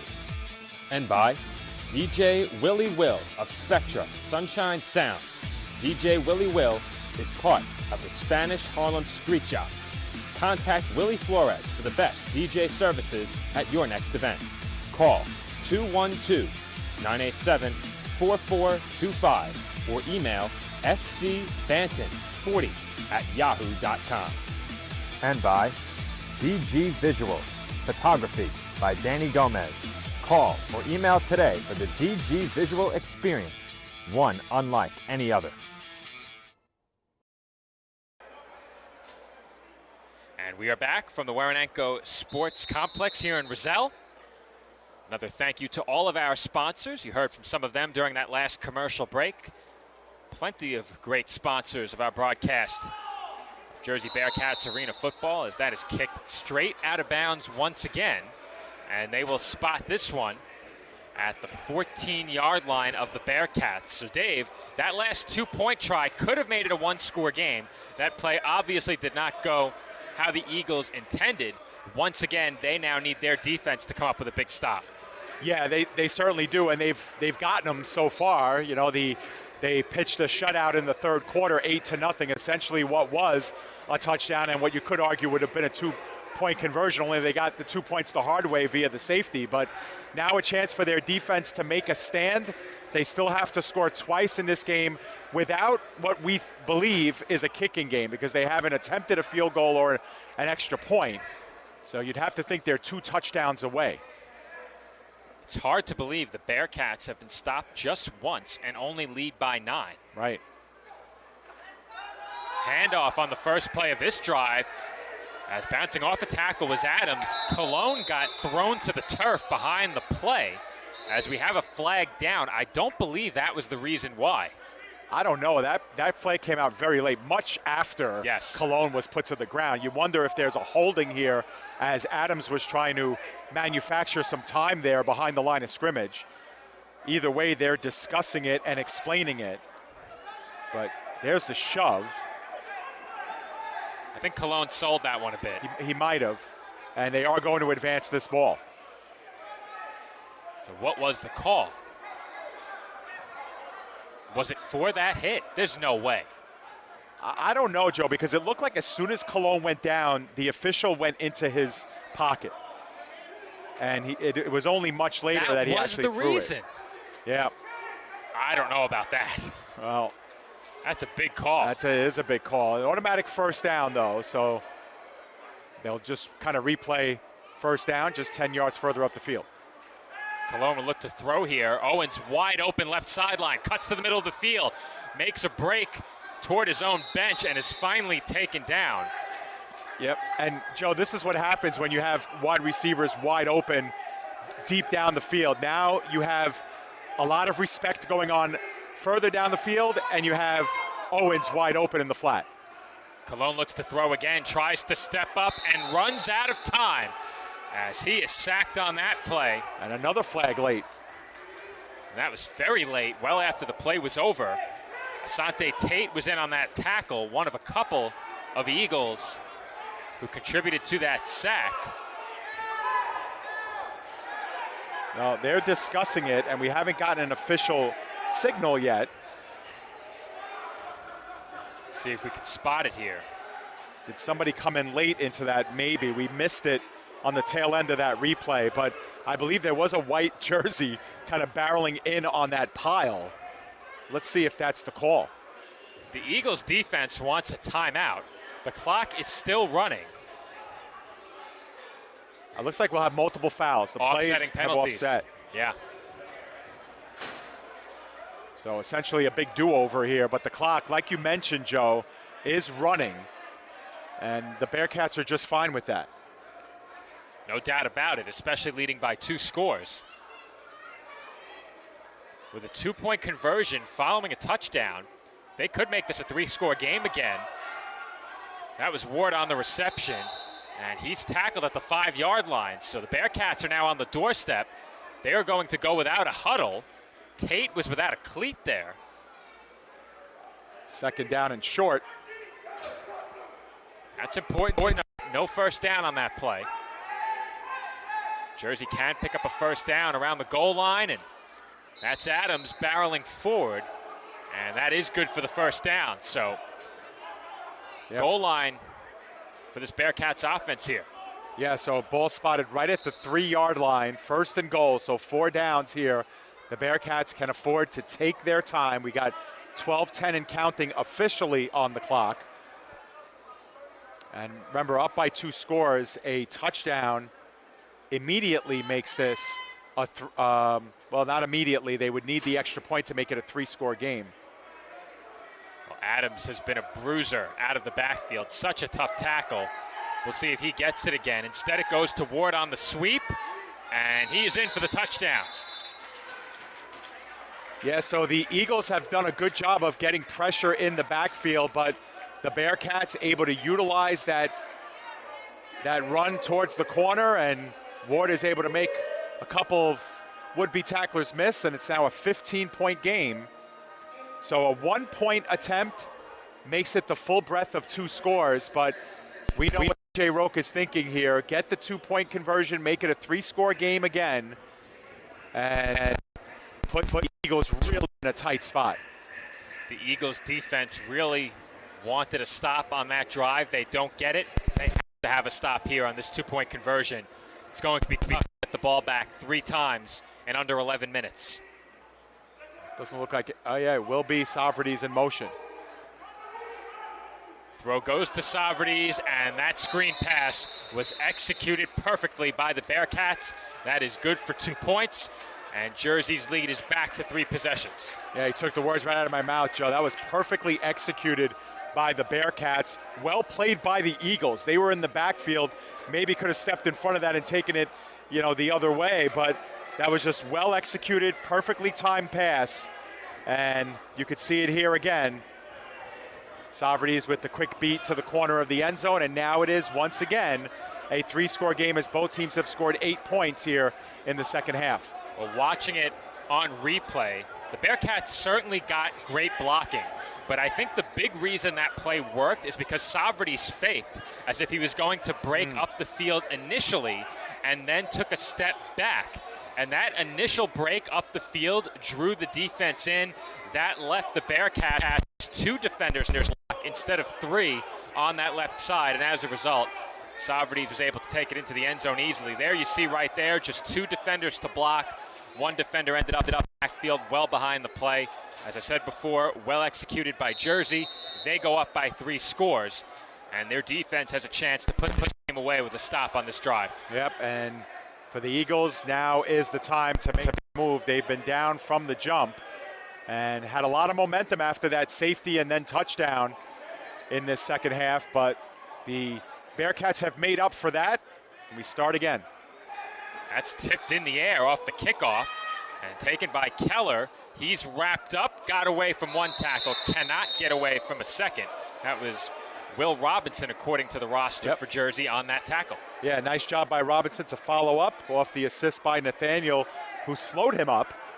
And the Eagles will take over. And Joe, while we do have a moment, we should also thank our amazing crew tonight. Andrew Rotundo on our main camera that you see on your screen now. Chris Deanna is on the field with our hero cam, and Nick Durst is manning the controls as our engineer tonight. And if you're watching this game, you know that we had some problems going on live tonight. We pivoted and had to record this game and then put it up. That was due to some internet connectivity issues here. The bad weather, of course, didn't help, but thanks to our amazing crew, which includes yourself, Joe, and we were able to get this one up, and to our fans, of course, who are now watching it live on tape. But great job by our crew to pivot and get this one up on the air. No question about that. If you're watching our debut game, you are likely tuning in at about 10:30 or 11 p.m. on Saturday evening, May 20th. Eagles looking to stay alive in this game. They need a score, and they need it quickly.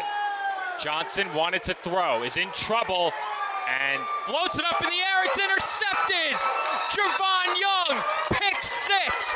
The second interception of this game that has gone for a Jersey Bearcats touchdown. Tremendous defensive play, and it all starts with that rush up the middle. It was Ramirez who really put the intense pressure on Johnson. I thought Johnson could have been caught in the grasp there, and that play could have been dead even before he threw that. He's really in the grass. You'll see it on your screen about right there. He's done for. But they let the play continue, and the big guy gets in the end zone. Well, I agree with you, Dave. I would have ruled him in the grasp if I'm looking at it on replay. The officials don't have that luxury, and I think if that is ruled in the grasp, there may have been some complaints on the other side. Right. Though, given the results, that may not have been the worst thing. Nonetheless, this Bearcats defense has created 2 touchdowns in this game, and we spoke about it. The Jersey pressure on the defensive line has resulted in a lot of mistakes by the opposition in the games we've covered here at Waranenko so far this year, and yet again, this Jersey defense forces a turnover. Yep, and defense deserves a lot of credit because they've really only given up the 2 scores. Remember, 1 score came on a kickoff return, and the 2-point conversion is complete thanks to the reception by Kemmerer, the eligible lineman. Bearcats now lead it by 25. As you get a second look from field level at the celebration on the back end of that pick 6. Yeah, did that conversion make it a 25-point game or a 27-point game? I'm trying to do the math. 39. Yeah, it was 39, and now it's 47. That is correct. Okay. So 25 points here, you would think makes this an insurmountable lead to come back from, but we've been guilty of saying some things that have come back to haunt us. Call it the announcer's jinx, call it whatever you want, but don't bring me into this. Announcers, plural, Joe. Well, you said we've said some things. I stand by my declaration from last time. I did not declare the game over in week 1.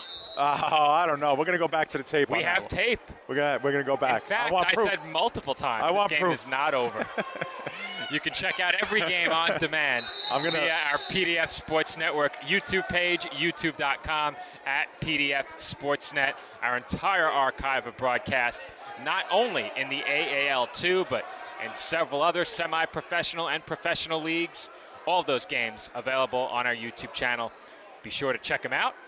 And we have more to come from the Bearcats here this season. 2 more games on the regular season schedule, plus any playoff games that are played here, and potentially the AAL2 championship game, wherever that is played. So we will see where the championship game might take us. The Bearcats hope that the road ends here, but they still have some work to do as the number 2 seed. Yeah, we will certainly petition to cover that championship wherever it gets played, whether it's here in Jersey, somewhere else, or even a neutral site. We will see where that ends up, and we will try and bring that to you. Like Joe mentioned, if the Bearcats are home for a playoff game, we will do that as well. And we've really enjoyed this time, and we have a new – no, we do not. I'm sorry. It's just the way they lined up. I thought we had a new quarterback. That looked like an 11. All right. I saw exactly what you saw. Johnson takes the snap, looks over the middle. Nobody open, has a man open, corner of the end zone. He missed him. Just missed him, yeah. They were not synced up there as Meeks looked to be pretty open there. They lost track of him, and certainly Johnson had the time. But big incompletion there. And when you get that kind of pass blocking, a receiver is bound to get open in most cases. And initially, the Bearcats had that play covered really well, but once Meeks broke open, he was wide open. And that's one of the rare occasions where Johnson has been given a lot of time to survey the field from the pocket. That's true. That's very true. And all he had to do was kind of dance a couple of steps in that pocket. He's misfired on a couple of passes here. We approach 3 minutes to play as Johnson will take off to run. The ball is punched loose. I don't agree with that. He was not down, That Dave. ball was live. It was certainly live. Now, the referee had their back to the play. Well, you know, we're looking at the back of Johnson, but we will slow that down and we will take another look, but our naked eyes were in perfect view of that, and that looked like a fumble. Timeout has been called by the Bearcats. Before I see it, I would bet anything this was a fumble in real time. Oh, yeah, that's a fumble. Now, was the shin down? I don't think so, Joe. I don't think so either, but playing devil's advocate against myself now. And if Nick could give us another look, maybe even slower, that would be impressive. And maybe if he can even stop it right where that ball comes out. That's tough to do. That is very tough to do. We're going to test our engineer, Nick Durst.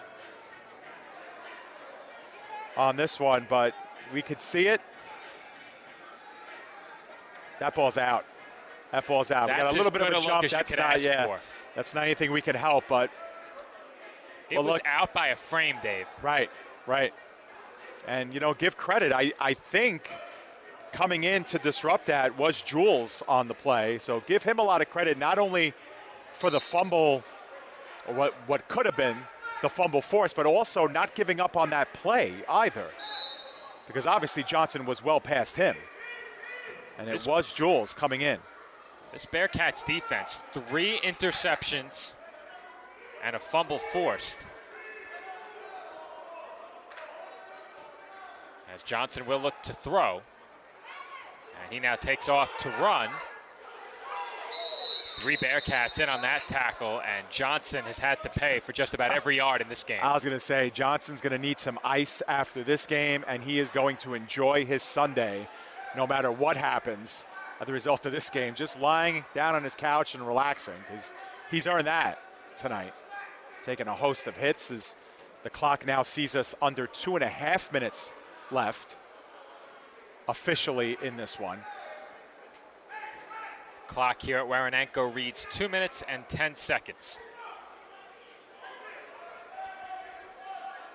First down for the Eagles. And that ball was snapped off of a back. It is flipped into the end zone for a touchdown. Glenn Keller was left all alone. How about that? Call him Chris Johnson Mahomes, as he just kind of backflipped that one. Kind of backflipped that one over to Keller, who, just like you said, was wide open. And perhaps because of the over pursuit on the muffed snap, that really didn't go anywhere. Well, I thought that was snapped off one of the backs. Maybe. The center snapped it off his own leg. That was Eric Farrell, the center.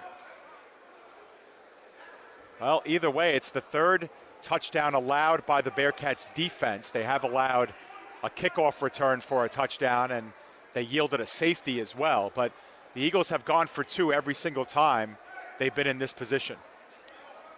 The Eagles early in this game fell behind by 2 scores, and you just get the sense that if they weren't playing from 2 scores down so early, this could have been a very different game.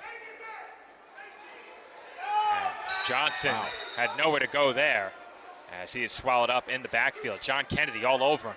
Yeah, Kennedy, of course, just signed this week by the Bearcats, and on the Bearcats social media page, they put a picture of Kennedy up and said, "We got a lot better this week." And Kennedy makes Johnson pay, who's Johnson now is very slow to get up.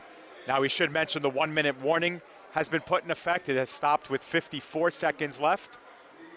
The lead is 19. And, Joe, if this score holds and the Eagles fall, it would be the 3rd straight time they've dropped the game after a victory this season. So they will be 3 up and 3 down. And depending on what the United Firepower do, they might have dipped in the standings to what could be 4th place, because the United, they have 1 less game played. They are 2-2 this season. And depending on how they do today, they could advance to 3-2 and leave the Eagles a half a game back. And really, Joe, the Bearcats, with the win, can almost undoubtedly secure 2nd place, especially with a win next week against the Firepower, who, of course, are the team that would next week would do it. Absolutely, yeah. I would clinch it for sure. But they would be 2 games ahead of the Eagles in the standings with 2 left, and, of course, the season series in hand. Obviously, should the lead hold, and presumably it should. Officially 54.2 on the clock here in this 4th quarter. It's a 19-point game. See if the Eagles try to steal a possession back on this kickoff. We should mention, too, to our viewers that the Bearcats will be on their bye next week, and so will we. We do not have a contest next week, as our other team that we cover, the Tri-State Warriors of the Women's Football Alliance, they, too, will have their 2nd of 2 byes this season. And then both teams are back on June 3rd. I was about to say, we'll make up for no coverage next weekend with 2 games the following weekend, as that kickoff is taken to about midfield. Yeah, Kareem Williams with the return there. He's one of the front men with 48 seconds now left to go. But speaking of June 3rd, Joe, we still have yet to get a confirmed start time for the women's game. That might be a 4 p.m. kickoff or a 5 p.m. kickoff. The Tri-State Warriors taking on the New York Knockout, a team in which they were able to defeat last season. So the Knockout look to return the favor while the Warriors look to get on the plus side in the standings. And at 6:30, the Bearcats will be hosting the United Firepower, and we'll learn a lot more about where the Firepower are in the standings in that game. That could be a game to determine second place. Bearcats have it back inside of 50 seconds to play. They'll hand off to Nasir Adams, who was taken down. The clock will continue to run, though, because the attempt was made to advance the ball. Actually, they've stopped it now as maybe they got a loss on the play. Now, with Dave, 38 seconds. We have to choose a player of the game. We do. We do. Any help for us, Nick? You know, they've spread the ball out so well in this game, and they've... Can you give the game ball to the defense? You know what? You probably could, and I'd love to speak to Joey Ramirez after this game, number 88, because really when you're playing a quarterback the caliber of Johnson who can move like him, the job that he's done on that defensive line has been terrific. That handoff on the sweep went to Savridis. He's taken down in Eagles territory. Clock stopped on the first down with an even 15 seconds remaining. I think if there was ever a night to give a game ball or a player of the game honor to one side of the ball, it's today. A couple of defensive touchdowns here in this one. 3 interceptions. Now, I mentioned before one forced fumble, but I had that last play fresh in my mind. Did they have an official forced fumble? There was an unforced fumble on a kickoff. Yeah, there was. There was a muffed snap here. I don't know if there's an official forced fumble. I don't think so. 15 seconds remaining. Savridis in motion up the field. Cologne looks that way, throws over the middle instead. Ward makes the catch, and he is down at the 5. The Bearcats are dead set on scoring again. That clock should run, yep. Might get one more play off here. I thought they took a timeout. I didn't think so. I think A.J. Roque wanted time to continue to roll, and they automatically stopped it because a couple of weeks ago, Joe, this was something that we called into question too, because they didn't stop, or they did not stop the clock even when runs were going backwards, and now today we're getting stoppages even when the ball is advanced inside of a minute, unless there was a timeout here, but I still don't know who has called the timeout. Not that it really matters much. Jersey did. Jersey was feverishly calling timeout from the bench. Got you. And from the offensive backfield. So. All right. So maybe that's why A.J. Roque was upset. But anyway, there's 6.6 seconds left. I think the only thing in question now is what the final score will be. But I'll tell you what, Joe, you know, the Steel City Stampede are undefeated, and they might still be undefeated after this week. But if you look at final scores, the Bearcats really have been the AAL2's hottest team right now, and they've got the win streak to prove it. Well, the Stampede have a game in hand against the Bearcats because those two teams will meet just once this year. Right. That was back in the opener, and the Stampede won that game. So by virtue of that victory, they will own any tiebreaker over Jersey should it come to playoff seeding. Yeah. Bearcats need the Stampede to lose twice, and that's assuming that Jersey does not lose again in their last 2 games. Right. That's why it's such a tall order to get that 1 seed, but got to take care of your own business first. Cologne for the end zone was nearly intercepted after he was hobbled a bit on a sack. Christopher Johnson on the defensive side of the ball nearly had an interception. And not to be lost in this game, Johnson's been playing both sides of the ball. Yeah, absolutely. And it's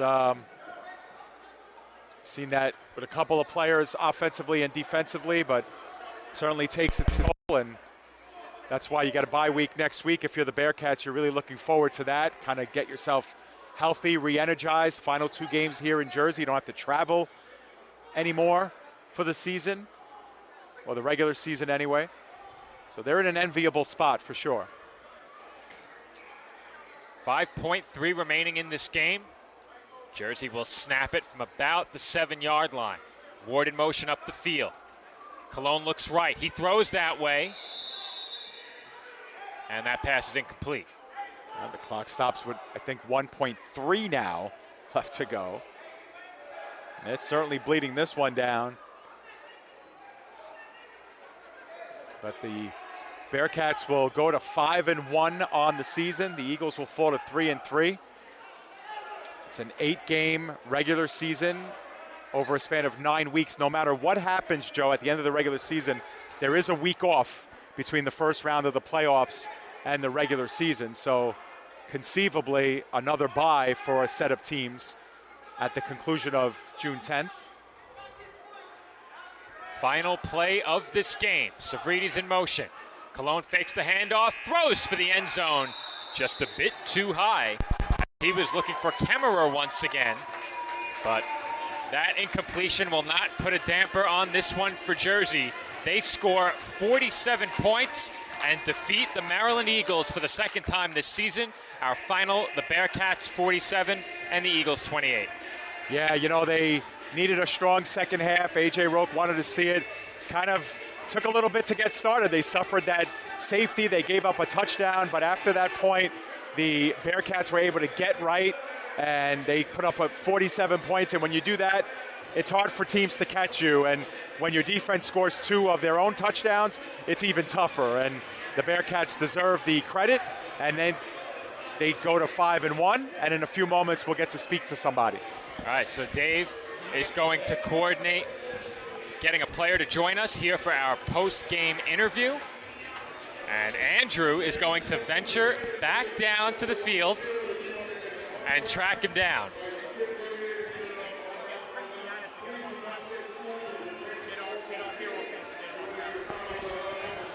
Dave communicating with Andrew, who dismounts his perch. Now, Dave, I couldn't hear the conversation through my headset. Who's joining us? I've asked for Joey Ramirez. I really like the way he played on the defensive line, and he is a captain of this team. So you figure we wanted to go defense, Joe. Let's give it to the captain of the defense and talk to him a little bit about what it took to keep Johnson kind of corralled. But this was a team effort, a team win, and I think it's obvious that so many deserve the game ball, and our player of the game will be Ramirez. But a lot of deserving candidates. Well, I think someone already has a headset on down there. So, Dave, why don't we throw it down to field level? Or not? After him, you go. After him.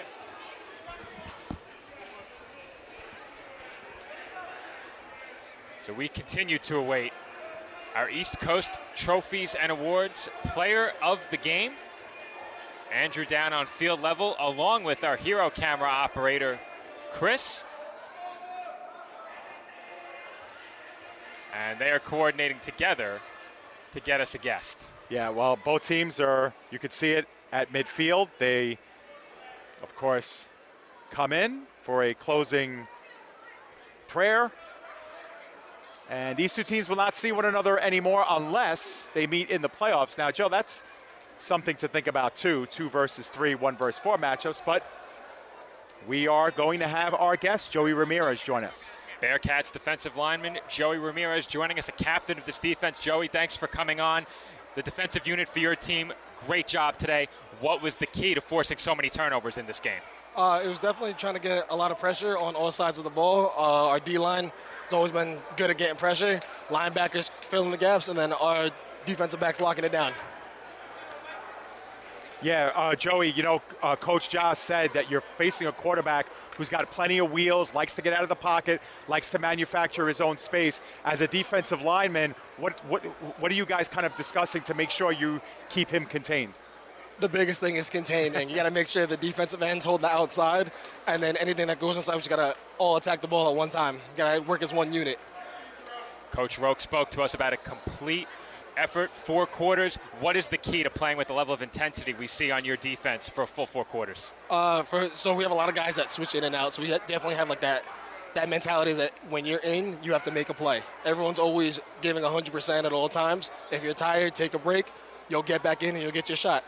All right, Joey, thanks for joining us. We'll talk to some more members of the Bearcats defense coming up shortly. We thank our East Coast Trophies and Awards Player of the Game. Corey Miller will join us. Corey, what's up, man? Coach K's wrap-up. Good to see you guys back again. I know you wanted that headset. Oh, so man, I love talking. I get paid to talk, literally. Awesome. Oh, well, listen, Coach Corey, we knew coming in that containing this quarterback was going to be a tall order. That's where they manufacture a lot of their offense. Your line did a really great job against him for the most part and made some really key plays in this game to turn the tide. Yeah, sorry, one of my players just asked if we can eat. Yes, you can eat. You ate all day. But pretty much that's like the biggest thing is they rely so much on broken plays. And they just rely, and it's like you got to keep him in the pocket and force him to read a defense. Because when he's running around having fun, that's when they get amped up, and that's when you start losing that. Well, a couple years ago when I was with the Berks County Raptors, that happened to us. We were up big, he started getting going, and then it was all she wrote, point blank. We look down your team's schedule and we see a lot of big numbers on the offensive side, but how about the plays the defensive side of the ball made tonight? Forced 3 turnovers, a couple of those interceptions going back for touchdowns. How good does that feel? Oh, that's great. They've been bottling that up. Vaughn every week at practice is yelling at me to let him eat. And it's like I'm about ready to start bringing ramen noodles to practice. But anyways, it was awesome to see Sadiq make that catch and run the whole way back. He was dipping and diving. It was fantastic to see. Then Big Vaughn had that pick. Oh, man, he was hyped. That was the most hyped I've seen our team in a long time. Awesome. And, Coach Corey, the team goes on a bye now. So how important is it for these guys to rest up, but also, stay within themselves, keep at it at practice to close out these next 2 games with wins? So I got my O-line. We like to call them Dudleyville. So we got Devon, that's Justin. He needs to ice himself up. Wrestling reference, Dave. Then we got Bubba Ray, that's Sean, and then we got Little Spike in the middle. And all week, Little Spike has been texting me saying how sore he is. And I'm like, just make sure you're icing. Because it's been a while since he played a whole season. We got to take care of the bruises. And Dudleyville, they dominated today, minus like a few things. We got to adjust 1 or 2 things. We got film on Monday. But yeah, pretty much I told these guys, get with Dave Riemann. He's definitely our player guy that takes care of everything. I'm blanking on the word. Trainer. Total body performance. Total body performance, exactly. Total body performance. Get with Dave on this time off. Make sure you guys are hydrating. Lay off the pizza, stuff like that. And I just feel like if we come back refreshed, we're going to make a chip run. Because that's ultimately the goal. We lost week 1, and someone has to pay every single week. And unfortunately, that was the Maryland Eagles this week. Well, Corey, you can't put them through a table, but this is the next best thing. Big win for your team here tonight. I love the Dudleyville reference. We'll let you go. Thanks for joining us. Hey, drive safe, fellas. Enjoy. Thanks for coming out. Thank you. Well, that's our wrap-up with Coach K, Dave. We thank nice defensive coordinator or defensive coach, Coach Corey Miller, for joining us. And with that, we will wrap up our broadcast. The Bearcats, with a big win here tonight, take another step towards securing a top 2 seed.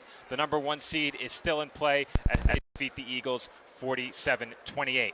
Once again, our next broadcast will be in a couple of weeks. 2 games going on at the same time. Tri-State Warriors football in the WFA, and of course back here at the Waranenko Sports Complex, we will have coverage of the Jersey Bearcats taking on the United Firepower. Until next time, this has been Joe Foreman alongside David Pizzuto, Christiana, our hero camera operator, Nick Durst, our engineer, Andrew Rotundo on our main camera. All of us thank you for tuning in and have a good night.